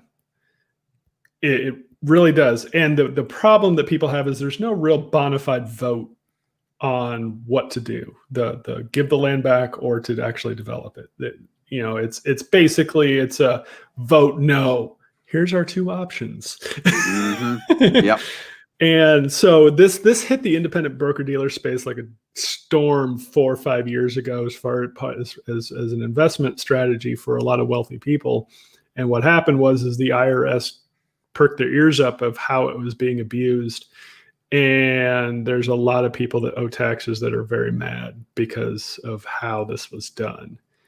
The way Trump's doing it is he probably just voted. He bought it himself, so he voted by himself to not develop the property, and then took the supposed value of what maybe the golf course may have been worth and just wrote it off. 21 million. I mean, it's. I give him credit. He's creative. Yeah, he said he did it with a land conservancy, by the way. By the way, creative in my world is a bad adjective. How you get audited. He also classified it as an investment property, which is distinctly different from personal. From a residence. From your personal residence. Yep. And he continues to write off $2.2 million in property taxes as business expense.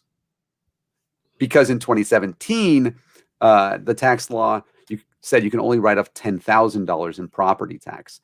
So he continues to write off millions of dollars, saying this is a business. So again, I'm going to get back to my little room here. If I do anything inside this room that's not business related, the IRS will say, nope, that's not an office anymore. You can't deduct that. And so if anything happens in that house, on that property, if you're treating us two the same, you can't deduct that. Yep. Like you can't go there in the summer and ride all-terrain vehicles on all the property or go fish. Mm-mm. Or have a party. If you just wanted to go and live in one of the carriage houses, which they did. And Eric Trump, this is the reason that he's not part of anything, actually told Forbes that they did. Yes, we lived there. It was, quote, a home base for us for a long, long time. Good job, Eric. Also, thank you, Eric. But good job. Thank you. Yeah, this is so, which means, and he even, the Trump Organization website calls it a, quote, retreat for the Trump family. This means that it is not a business property. This is a personal property. It cannot be written off for more than $10,000 a year. Even then, they may not be able to, depending. But the fact that he's writing it off as conservation easement deduction, that's one of 4 of them that he have claimed. His tax records show they represent the lion's share of his charitable giving. So he says this is a conservation easement and this is a business, not a personal residence. Now, the way I'm going to write off by giving $120 million over time to charity. He's lying to. Now, I don't very much for that. Lying, defrauding the IRS, thus the American people. I realize if you're a Donald Trump supporter, you don't. But I don't know if it's my internet or if it's yours. Things are starting to jump around. Oh, not again. Yep, you're going full robot on me. You can't play Ark while you're doing this.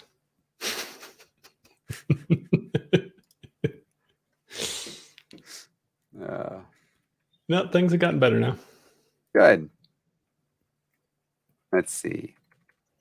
Susan said, I'm off the arc. I'm off the arc. I'm off the Wi-Fi. You got me saying I had to shut it down. Shut it down. Push the button.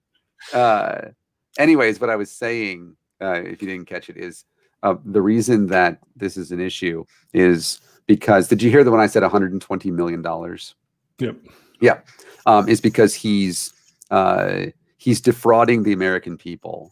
This is by saying that this is a business residence. And sure, he's taking that $120 million over the course of this time and giving it to charity, which I guess good for you, and good for the charities, whatever it may go to. But that's not how much money this should be. And this money should also should be reported properly. This is fraud. And here's the thing. They give it away. They tell us. It's kind of like they tell us what they're trying to do when they're trying to mess up the election. They just continue to say it over and over and over again. And it's like, you guys are some of the worst criminals ever. How did you ever make it anywhere? Because you keep telling us what you're doing and then trying to convince us you didn't say it. But the two deductions at Seven Springs and at Trump National Golf Club in Los Angeles, which I didn't know existed, are the focal points of the New York Attorney General asking, did we appraise this properly? Did we inflate the numbers? Are these personal or business ventures? And also legal fees directly related to operating your business. And you cannot deduct, quote, legal fees paid to defend charges that arise from participation in a political campaign. Yeah. But the tax records show the Trump Corporation wrote off as business expense fees paid to a criminal defense lawyer, Alan S. I don't know. It's spelled Futerfas. I don't know. However you say that. Futerfas. Not even going to take a crack. Yeah. He, by the way, was hired to represent Donald Trump Jr. during the Russia inquiry. That seems political. They were, of course, investigating.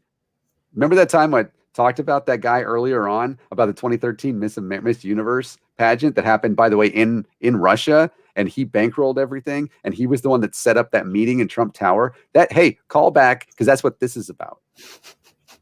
The guy that they hired to represent him, they paid with sorry, I lost the term, but basically legal fees saying this is a business expense. But Trump may be more corrupt than FIFA. That's tough to get past. They wrote it off as business expense fees. And when he sat there in Congress in 2017, the lawyer was sitting right next to him. Now, this lawyer, was also hired to defend the president's charitable foundation. You know, that one where he gave $120 million over the course of, well, it's actually a little more than that, but over the course of 96 to whatever, the 2018, which was shut down. Guess what? Guess who else was involved? This lawyer was involved again. No. Paid him $1.9 million in 2017 and 2018. That's impossible. And they wrote off $260,000 paid to Williams and Jensen, another law firm that Donald Trump Jr. used at the same time. No. And you'll never guess who pays money to their properties in Los Angeles every year. No. Because they live there and they have literal offices on Trump properties. No. Jesus Christ. It is just like, but the Turkish business guy, I don't know, Mehet Ali, and I don't know how to say his last name, but I think it's Yalcindag, but I messed that up. Anyway, it's from Turkey. He helped negotiate a licensing deal in 2008 for Trump's family to develop 2 towers in Okay, so 2 Trump towers in Istanbul. The deal was Sauron and Saurons. I was wondering with that one, but the deal earned at least $13 million, far more than what we thought beforehand. By the way, 1 million of that has come since he's been president. No. Now, let's just go ahead and say face. there's no way that any of this could be corrupt at all, especially if he's not quote unquote friendly with this Turkish guy. And of course that they still have communications and that, you know, they still talk while he's been president. You know, they should be under the same rule that I am. I can receive exactly $100 in gifts a year, period. Exclamation point. No more, no less. Yeah. That's it. Like if somebody sends me a $10 gift card, that goes against my total amount of gifts I can receive for the year. And it's $100. Otherwise I get disbarred from the securities industry. Yep. Okay, this just gets better then. What about in the Philippines, right? You got Duterte, right? Licensed his name to a Manila tower almost a decade ago, $4.1 million. He ended up making $9.3 million, which seems like more. Now, you have the dictator of the Philippines. Let's just call him. Just call a spade a spade. Duterte chose as a special trade envoy to Washington the businessman that was behind Trump Tower in Manila. No, wait. No. There's not favors going on here. There's no way. In Argentina, a key person who had been involved in the Uruguayan licensing deal that earned Trump $2.3 million was appointed to a literal motherfucking cabinet post. The president's conflicts, this is from the Times again, have been most evident with Turkey, with the business community and the authoritarian government of Erdogan. I think I messed up Erdogan and Duterte earlier. I don't care. They're both dictators. They're both shit. Yeah, have not hesitated to leverage various Trump enterprises to their advantage. We know these things, and now we have the documents. When Turkish-American relations were at a low point, a Turkish business group canceled a conference at Mr. Trump's Washington hotel. And then 6 months later, when the countries were on better terms, the rescheduled event was attended at his hotel, which they had to pay to go to by Turkish government officials. Turkish Airlines chose Trump National Golf Club in Virginia to host an event. And then you have credit card receipts, which, by the way, are from third parties, so you can see them automatically, reflect the very way that people in these outside countries and lobbyist firms use his properties to gain favor from him and to hold things over his head, and also to gain, like the Billy Graham Evangelistic Association went there for something about persecuted Christians, which, by the way, bad. Please don't persecute Christians. Just don't. Or anybody, like, at all. Also, it's impossible to persecute Nazis. Okay, have fun. While he's losing all this money, he's getting money, and people are trying to gain favor, which they know they can because they know he doesn't fucking have any money, and they're giving it to him, and they're staying at his places. And oh, by the way, do you know who's paying for his hotels? Me. And me. And if you're one of the 335 or 329.9 million Americans, because apparently Zolfner doesn't actually pay taxes, he avoids them. Weird thing to put on the internet.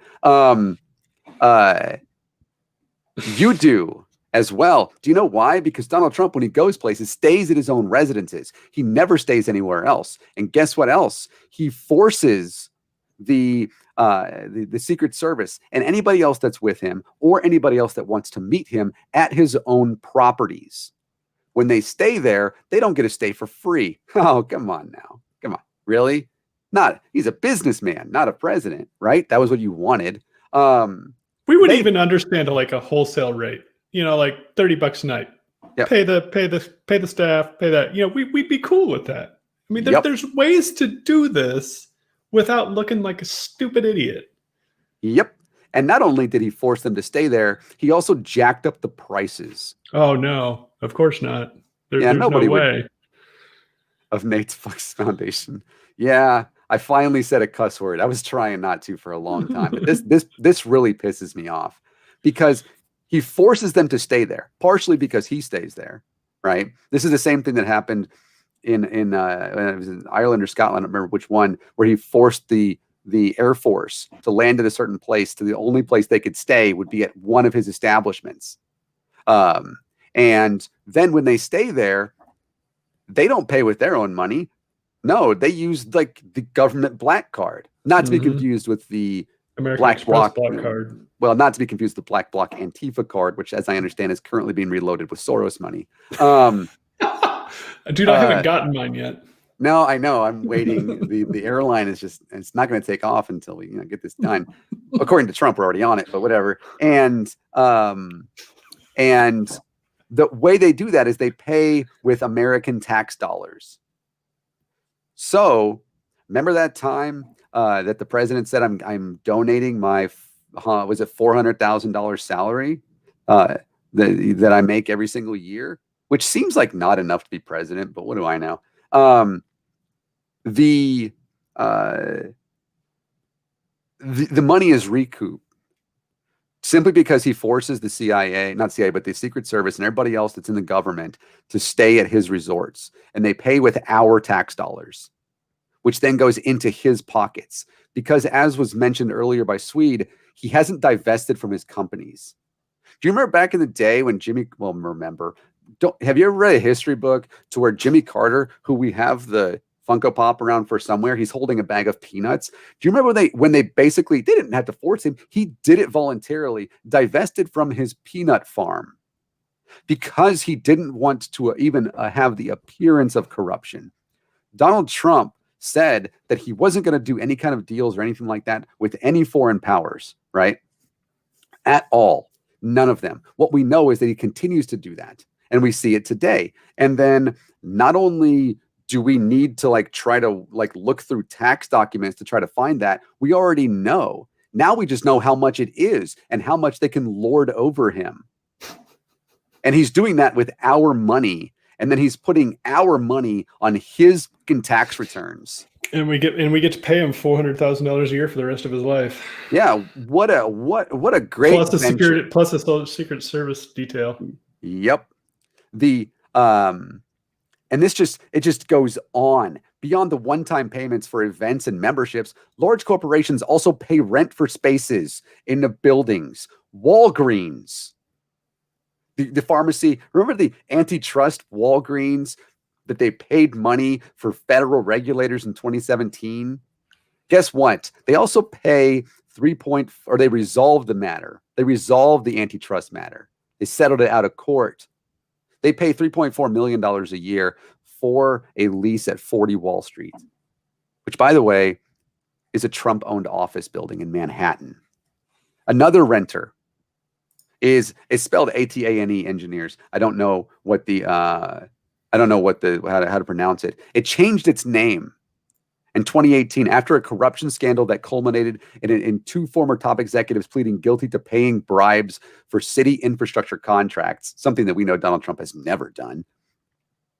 Despite the criminal case, which landed the company on New York State's list of, quote, non-responsible entities, which I'm guessing is a bad thing, that require a waiver to obtain state contracts, they changed their name and they registered as an eligible federal contractor with no restrictions. And they pay $2.5 million a year to live at 40 Wall Street, which again is a Donald Trump property with federal entities. And also the income has also risen from $30.5 million in 2014 to $43.2 million in 2018. The cost of existing leases, whoop.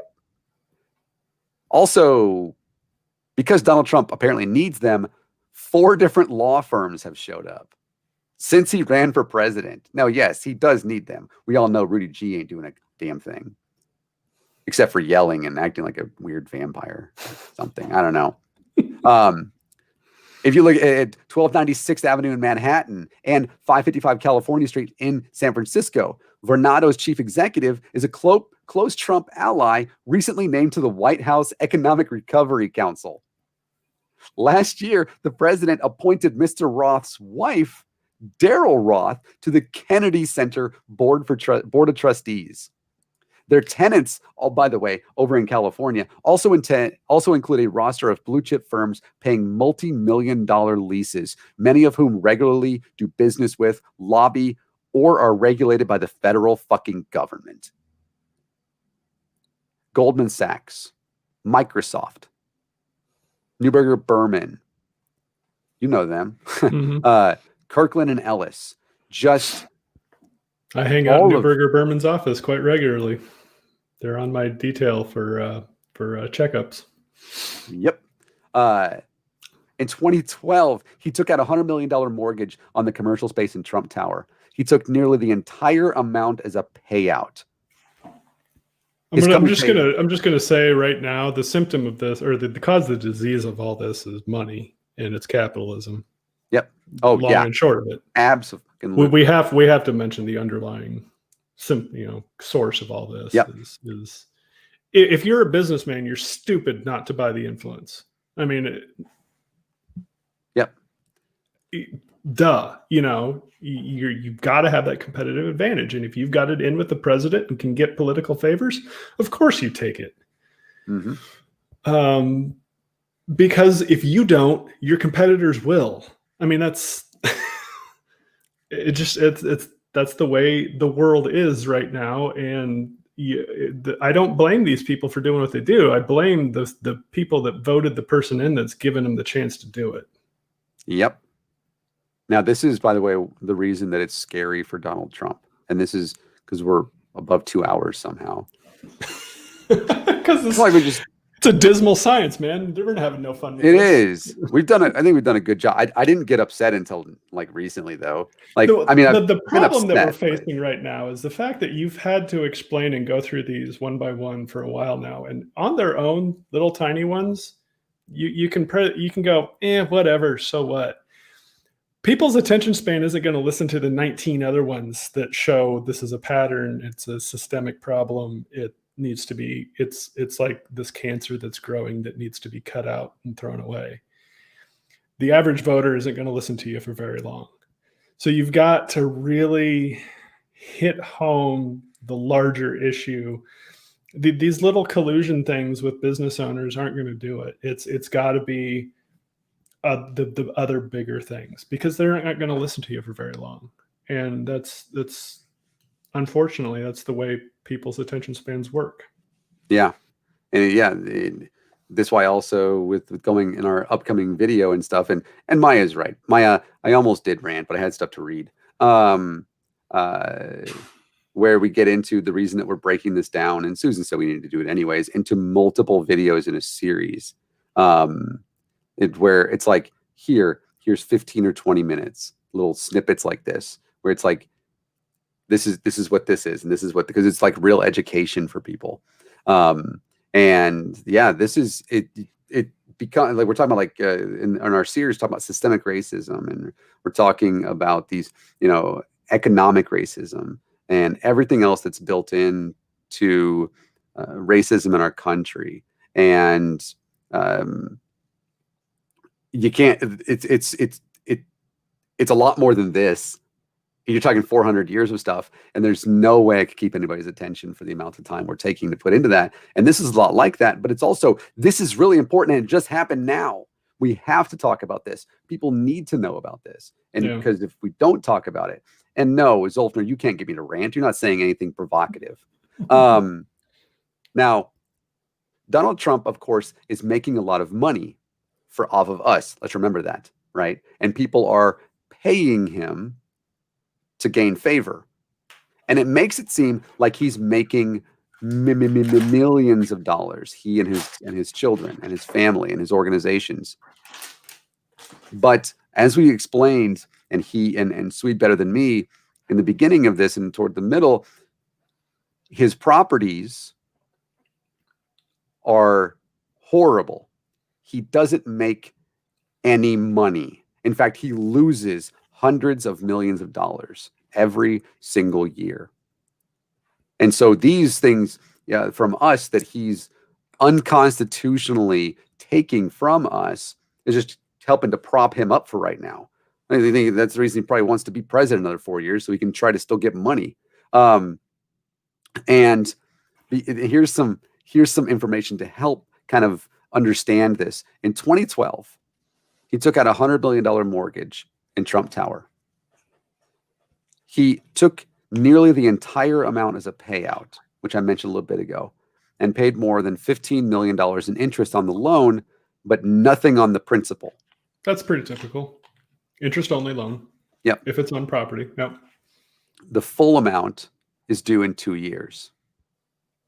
So in 2013, he withdrew $95.8 million from his Vornado partnership. And then in January 2014, he sold $98 million in stocks and bonds. Vornado is a public company, so everything that happens regarding to that, you can go in and find. VNO is the ticker. Yep.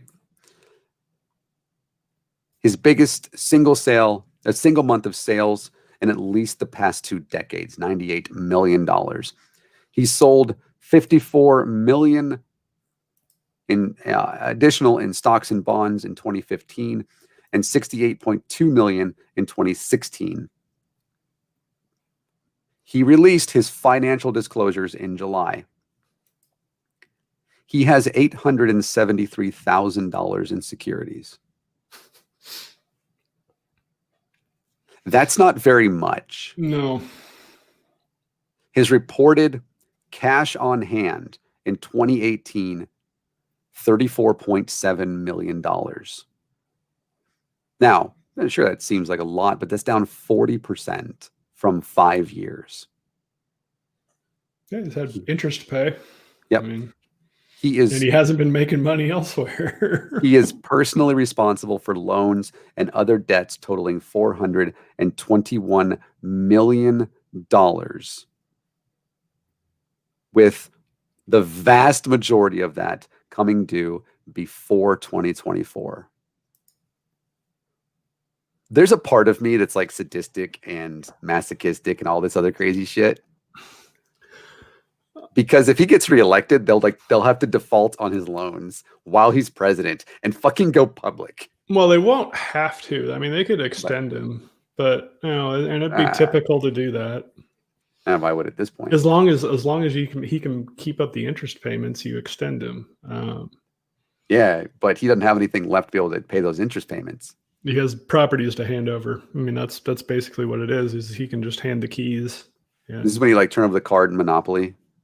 Yep. Okay, got it. See, that's what I need. Yeah. Actually, no, because you're handing the card back to the banker. You're handing that property card. You're not turning it over. You're handing it back to the banker. So he then would basically do what he tried to do in with the Atlantic City casinos. And he would probably try to get a refund out of that. Yep. Now, if he truly does take a total loss out of it, more power to him, because he has literally turned everything over. But Lord knows it's not. I mean, look, okay, banks hate having REO, real estate owned property, on their books. Because the OCC just kills them for it. They don't want to do it. So they're going to do whatever is in their power to make sure those loans stay good and true and out of default. And because they don't want that bad crap on their books. And they don't want actual equity on their books either. They want debt. Yep. They're a bank. They want debt on their books. And you're not going to see those banks go after him until he's out of office. It's bad luck. It's bad luck for the bank. You probably have some pretty big donors within the bank towards that particular campaign. You probably have some favors owed back and forth. You probably have a lot of big clientele that wear red hats of that bank that you don't want to piss off. So I'm guessing is that they just give him 1-year extensions until he's done. Yeah. I saw Geo Sam is in the chat. What is going on? Richard Madsen has made an appearance. I think I talked to Richard in, oh my gosh, been a while. And Zolfner. I had to fire people because of the ACA. All right. It wasn't because of the ACA. Also, whatever, dude. I don't. I'm not going to get into that nonsense. I wish that you were able to actually say something that made some sense sometimes, or that actually wasn't like a non sequitur or some sort of like weird attack on somebody. Like if you were actually able to bring something to the table, like anything, like just some good vegan meat, you know what I mean? Anything at all. Like, and I might be inclined to say something to you. I'm not currently. How the Trump administration has done more to donate to impoverished schools than Obama.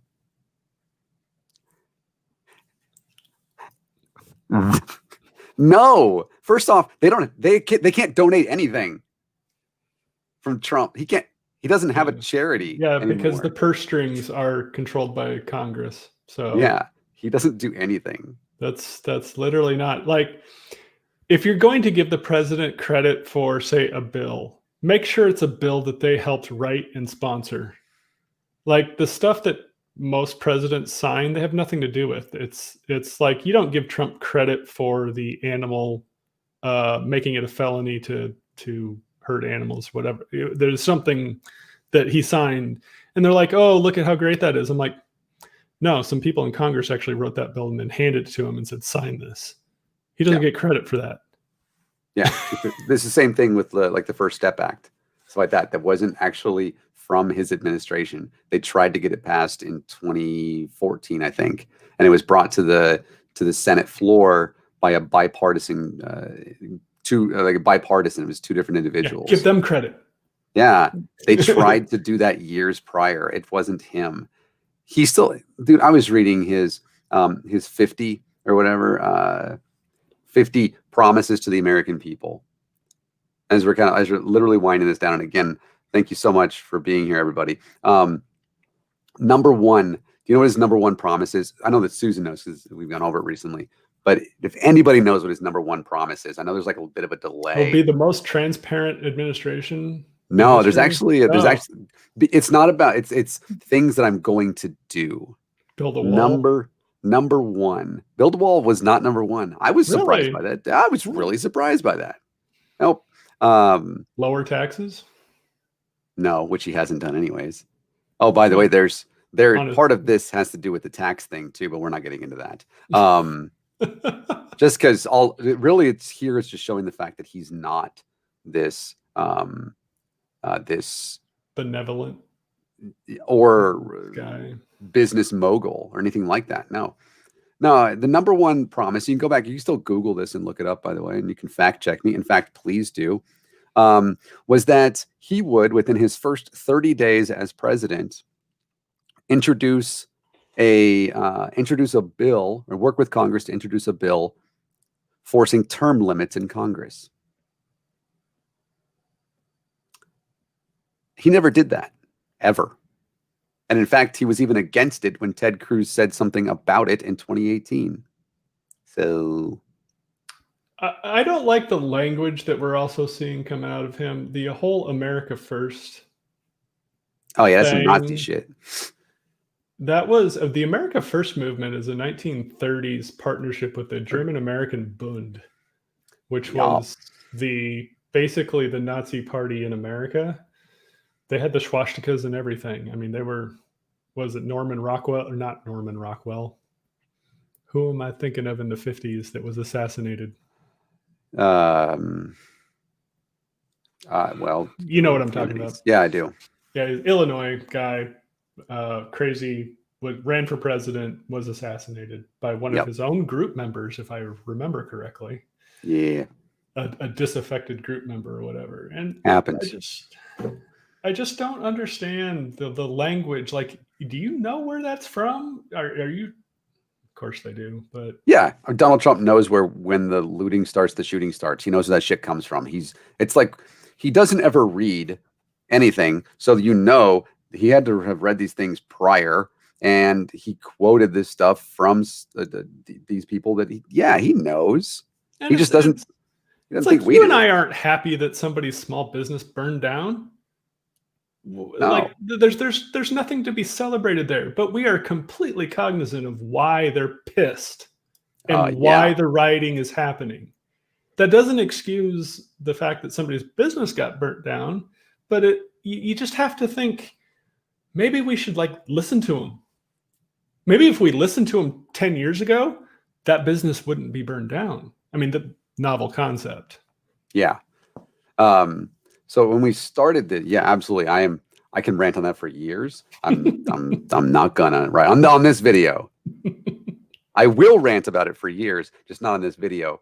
When we started this, I mentioned that I had read an article in the New Yorker, which again I'm going to go ahead and link, and I'll have all this stuff in the description so you'll be able to read the Times article, and that one as well as the one in 2018 that kind of goes through the fraud that he committed in the 90s, as well as this New Yorker article that is titled "Donald Trump Barely Pays Any Taxes. Will Anyone Care?" And at the end of it, David Remnick says, "So who cares? How much do these near daily bombshells change anything? The election is the only way to know. Trump, whose shamelessness knows no limits, seems intent on distorting that process as well." So the answer to the question is we don't know yet. We don't know if people are going to care, and we won't know not on November 3rd, as we've gone through on this channel and spoken about in other ways as well. We won't know who really cares about this until the 9th or the 10th of November. And that's just when I was actually kind of hoping, by the way, that it would be the 5th, just pointing that out, that I was really hoping that here's the 3rd, Remember, and it would just be the 5th, and it's all over with. And be like, yes, finally, this is the way it's going down. Motherfucking V, baby. We can do this. Just upend the entire system. Yeah, right? but Guy Fawkes wanted to reinstitute the Catholic monarchy. Come on. I understand that. Okay, everything but that, right? Just make this shit go like straight up and down. Just I've always said that it's a metaphor, burn it down, which it is a metaphor, but also, I mean, if you want to. And I just want it to be the 5th, but I also understand that it's just not possible. I have to create divine disbelief after you're reading stuff. I appreciate that, Richard, but until the 9th, until the 10th, and then we are talking about poll workers that are going to be counting these ballots after that point. We won't know up to that point even if this mattered to anybody. And then maybe even until next year, if there is a next year. The idea of a civil war is not that far-fetched. And as I see it, more people, first off, must watch this channel than I think, because we were certainly way ahead of the people that are writing about it today, talking about the specifics of these things. So whenever you come and watch our stuff, CNN and obviously Fox News, who takes us out of context, or Seth Meyers, like and subscribe. These things that like people are actually talking about these things. If you want to know if the revolution is going to happen, wait to see what the recovery looks like. If it's a K-shaped recovery, which means there's a divergence in who the winners and losers are in the economic recovery. If it's a K-shaped recovery, you're going to see a civil unrest like you haven't seen. It'll dwarf what's happening today. If 40% of this country can't pay their housing bill, it's over. Well, I don't think it'll take that long, honestly. because at that and point, we will know by February, March of whether or not it'll happen. I think it'll. man, you are much more optimistic than I am that our country is going to last until then.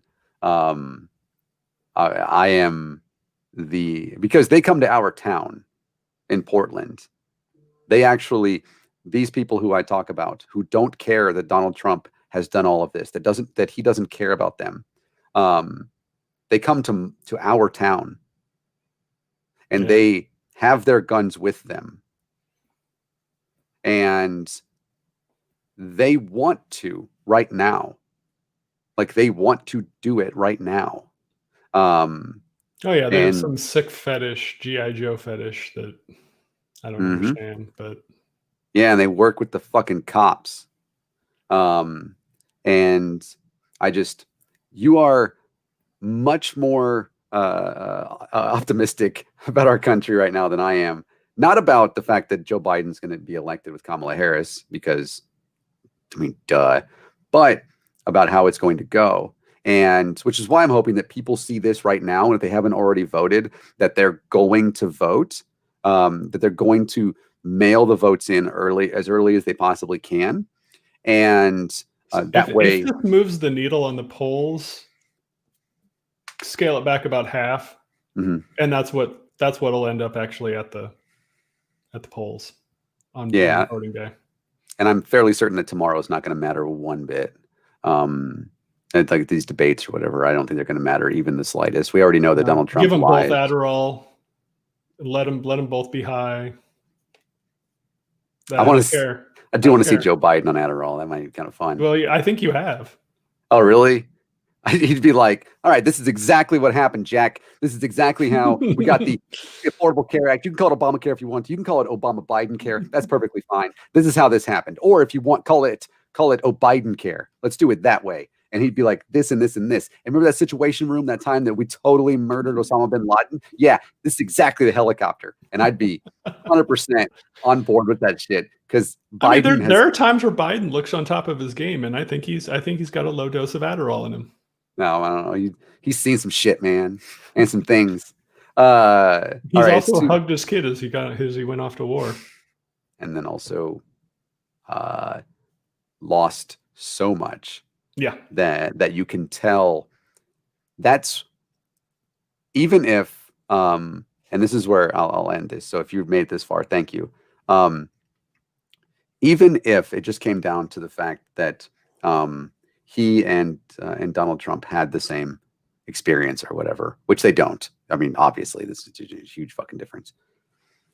You can't convince me that Donald Trump cares about anybody but himself. I believe that he's shown that to be the case over a long period of time. I think he cares about Ivanka because she's his legacy. I think that's how he views her. That's fair. And I think it would hurt him if something happened to her. But you can't convince me the opposite of Joe Biden. Joe Biden cares about his family, and he cares about people. He doesn't always make the right decisions. None of us do, but his decisions matter more than mine, quite obviously. But when he talks about his family and he talks about his son, and he has a look in his eye and a quiver when he speaks in his voice that is real. Yeah.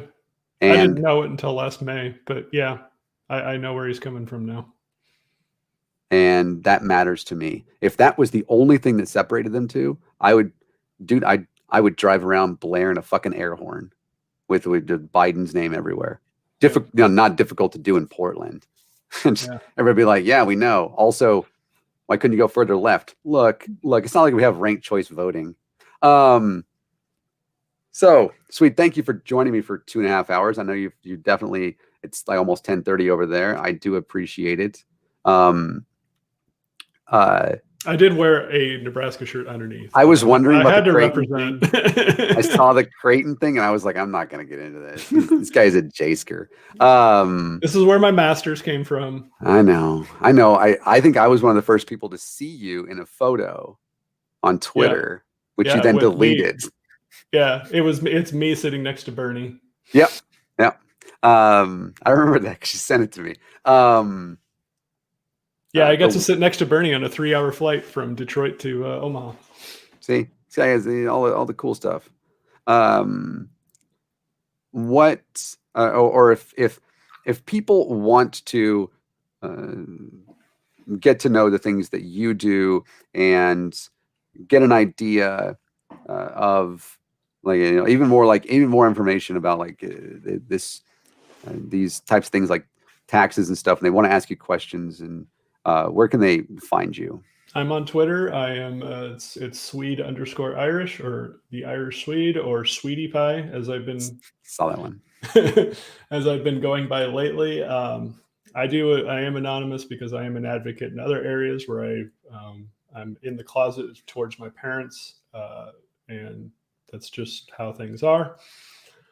World peace is better than having a disfellowshipped family. So that's the way things are. But if you can find me on Twitter, I answer questions depending on how the question is asked is how I answer.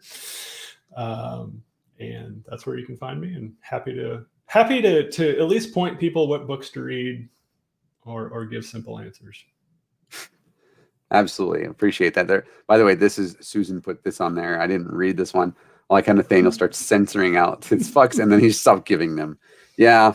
Once I got to the part that I realized, I didn't realize how upset I was about it until I started like reading it out loud and said, damn.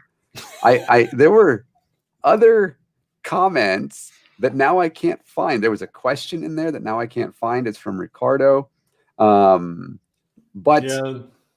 I think we answered it though, because it had to do with some of that consultant stuff. But I believe we answered it.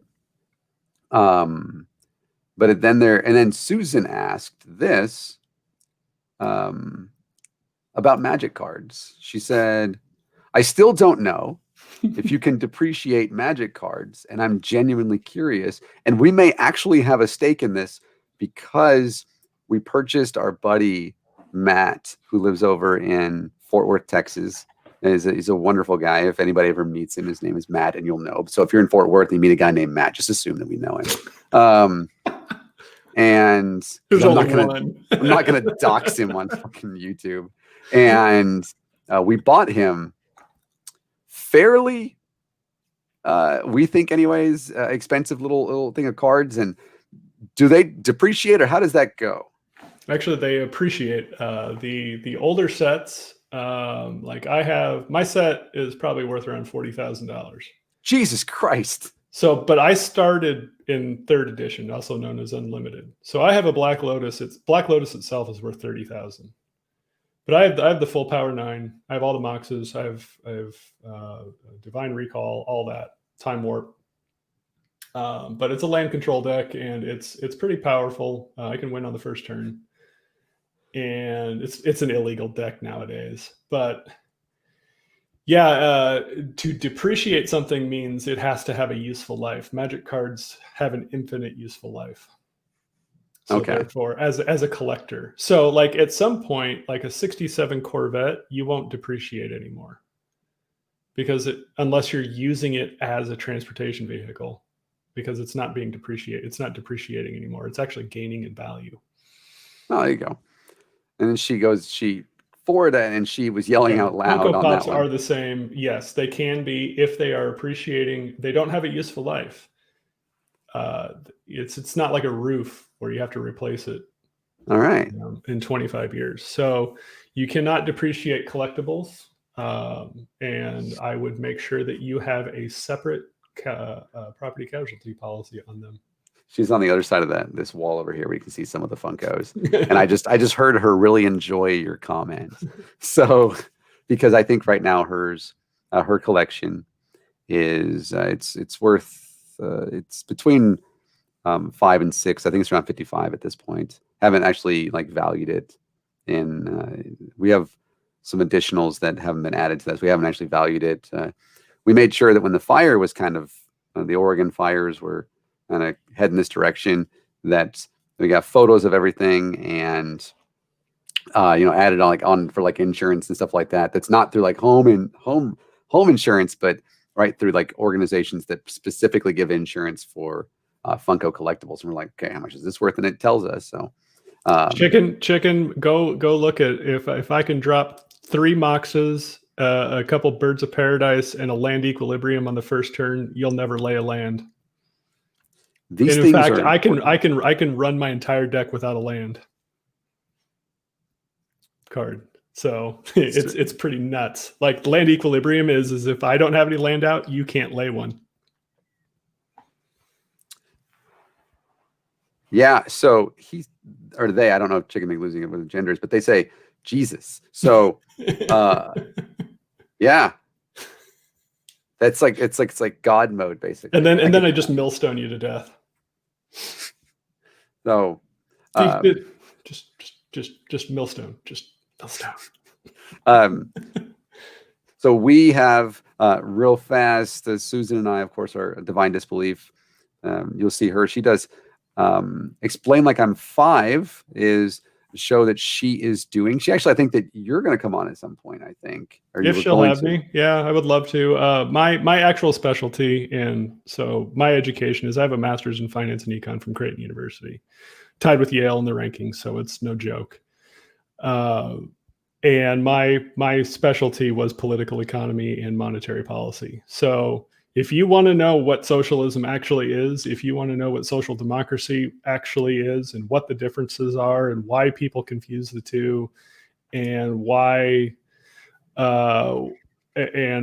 Soviet Russia was not communist and all these other things, and what Marx actually said, because Marx was the subject of several papers of mine, and actually Marx was right on a lot of things, and he was wrong on a lot of things, which most Marxists will fully get it, subjective and labor theory of value and all these other things. Be happy to explain them and make people smarter, because financial education is sorely lacking in this. And then monetary policy is something people don't get. People hear that we print money, but they don't know why it continues to hold value. They don't get all the levers across the world. Like in February, the world was short $10 trillion to make current accounts whole. That would have boosted the value of the dollar almost 50%, sending the United States in a tailspin of a recession anyway.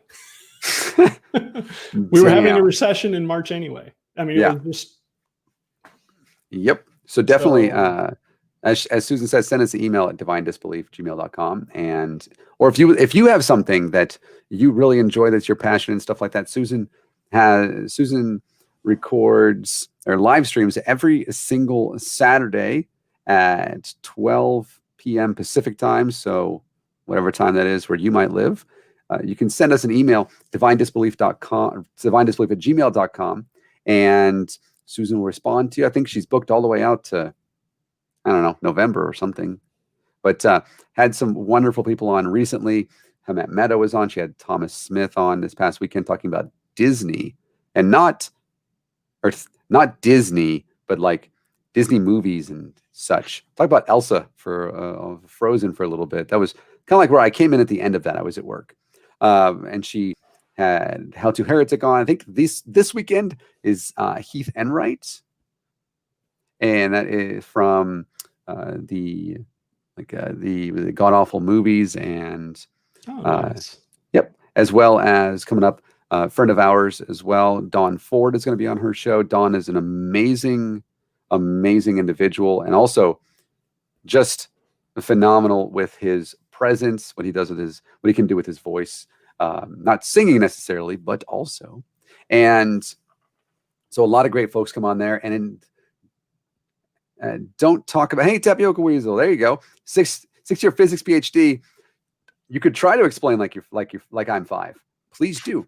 And it's not about religion. It's not about atheism. There's a lot of that already out there. And sure, we are partially a religious channel, but there's already a lot of that out there. And what we want to do is we want to find what is it that you love to do? What is it that you have a passion for? Like for me, it'd be like, punching Nazis. I could explain to that like I'm 5, right? I have a passion for doing that. And like, that's not a joke, folks. I'm serious. Whatever that might be. And it's we really don't care. hard to vote the Nazis out when they cancel the elections. It's true. Also 1933. I would say, yeah, I was trying to go back to like 29, but no, he was still in the chancellor's position. So yeah. And it doesn't matter who you are. Sure, she's had a lot of really, really, really well-known folks on on her show, but that doesn't mean that you have to be. It's just something that that you're excited about, things that you really enjoy, you're passionate about, that you can have a conversation and take that and explain it to somebody as if they were a 5-year-old. And then later on, you end up talking about other shit anyways. So, and it's always fun regardless. We also, I think we're going to finish our series responding to Inspiring Philosophy. We already have everything written out about the Luke census that's in the Gospel of Luke, as well as an upcoming series on the history of America, especially racism and how it's built in, and what we as white people can and should be doing about that, and about white supremacy in our country. And then every Wednesday, which I think we're actually getting back in this now, we have a show. I think it's at 6. I don't remember. On Wednesdays, that's a Susan thing. We actually have Our Divine Disbelief. This is what started our channel, where we come in and we talk about this week in like secular news. And then we go over, oh yeah, it is 6. Very good. More Luke census stuff. Absolutely. If you can't explain like to a 5-year-old, you don't understand it. That's not true. That is not a true statement. Because you may not perfectly understand it, but you have a good you could have a good understanding without being able to explain it. Yeah. And there are some things that you talk about, physics and stuff like that, you try it, go ahead, but explaining it to where, to where somebody that's not a 6th-year PhD can understand physics. That's what that means. Like, I have a 4-year-old. I know what it's like to try and to explain something. 4-year-olds don't understand much. So yeah, it is getting into that and having fun with that, and really finding creative ways to communicate is really what that's about. And because we don't do that enough, all right, that's tapioca. I can create something from nothing. Money. Apparently so can the president. And it's not real money either. It's not there. But so we talk about, religious extremism, especially religious extremism on our Wednesday night shows. And so we are excited. That's in 2 days. And then just because we're just in this locomotive about to drive off the cliff of fucking democracy, this is something that also is happening on our channel, where either myself and Susan will come on here. I'm making a video. We're doing a lot of stuff right now. I'm making a video explaining ranked choice voting and why we should have it, and how it actually gets rid of the Electoral College altogether. And so, yeah, we're not talking about religion, Zoltan. That's the thing. We want to talk about other things that are not religion. Right? That's the thing. And it's like, you don't listen when I talk.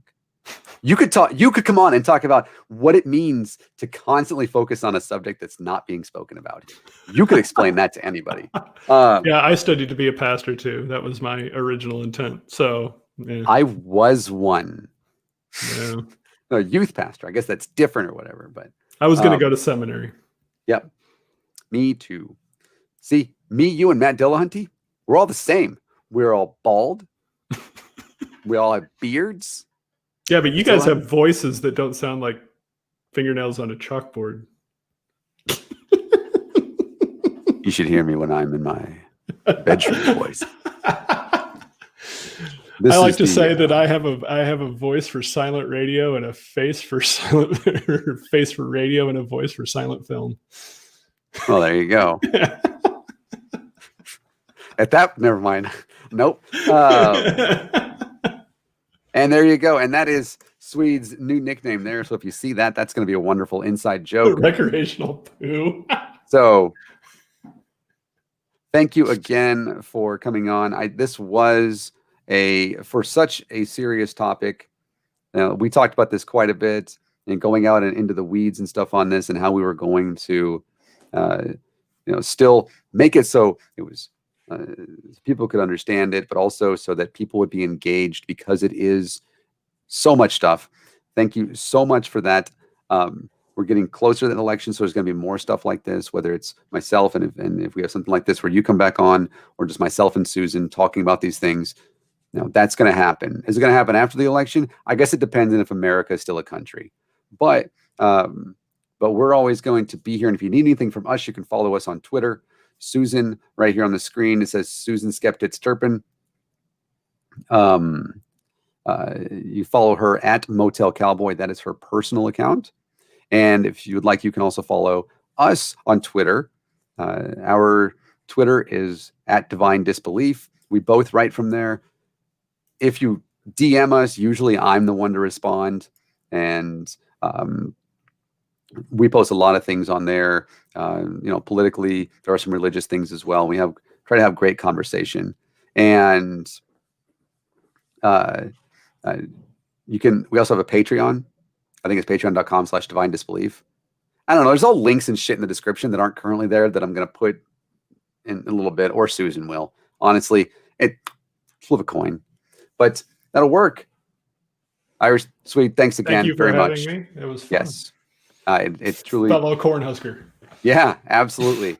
So, everybody else, you have a wonderful night or day, or I don't know, whenever you're watching this. Why did you watch us for 3 hours? Bye.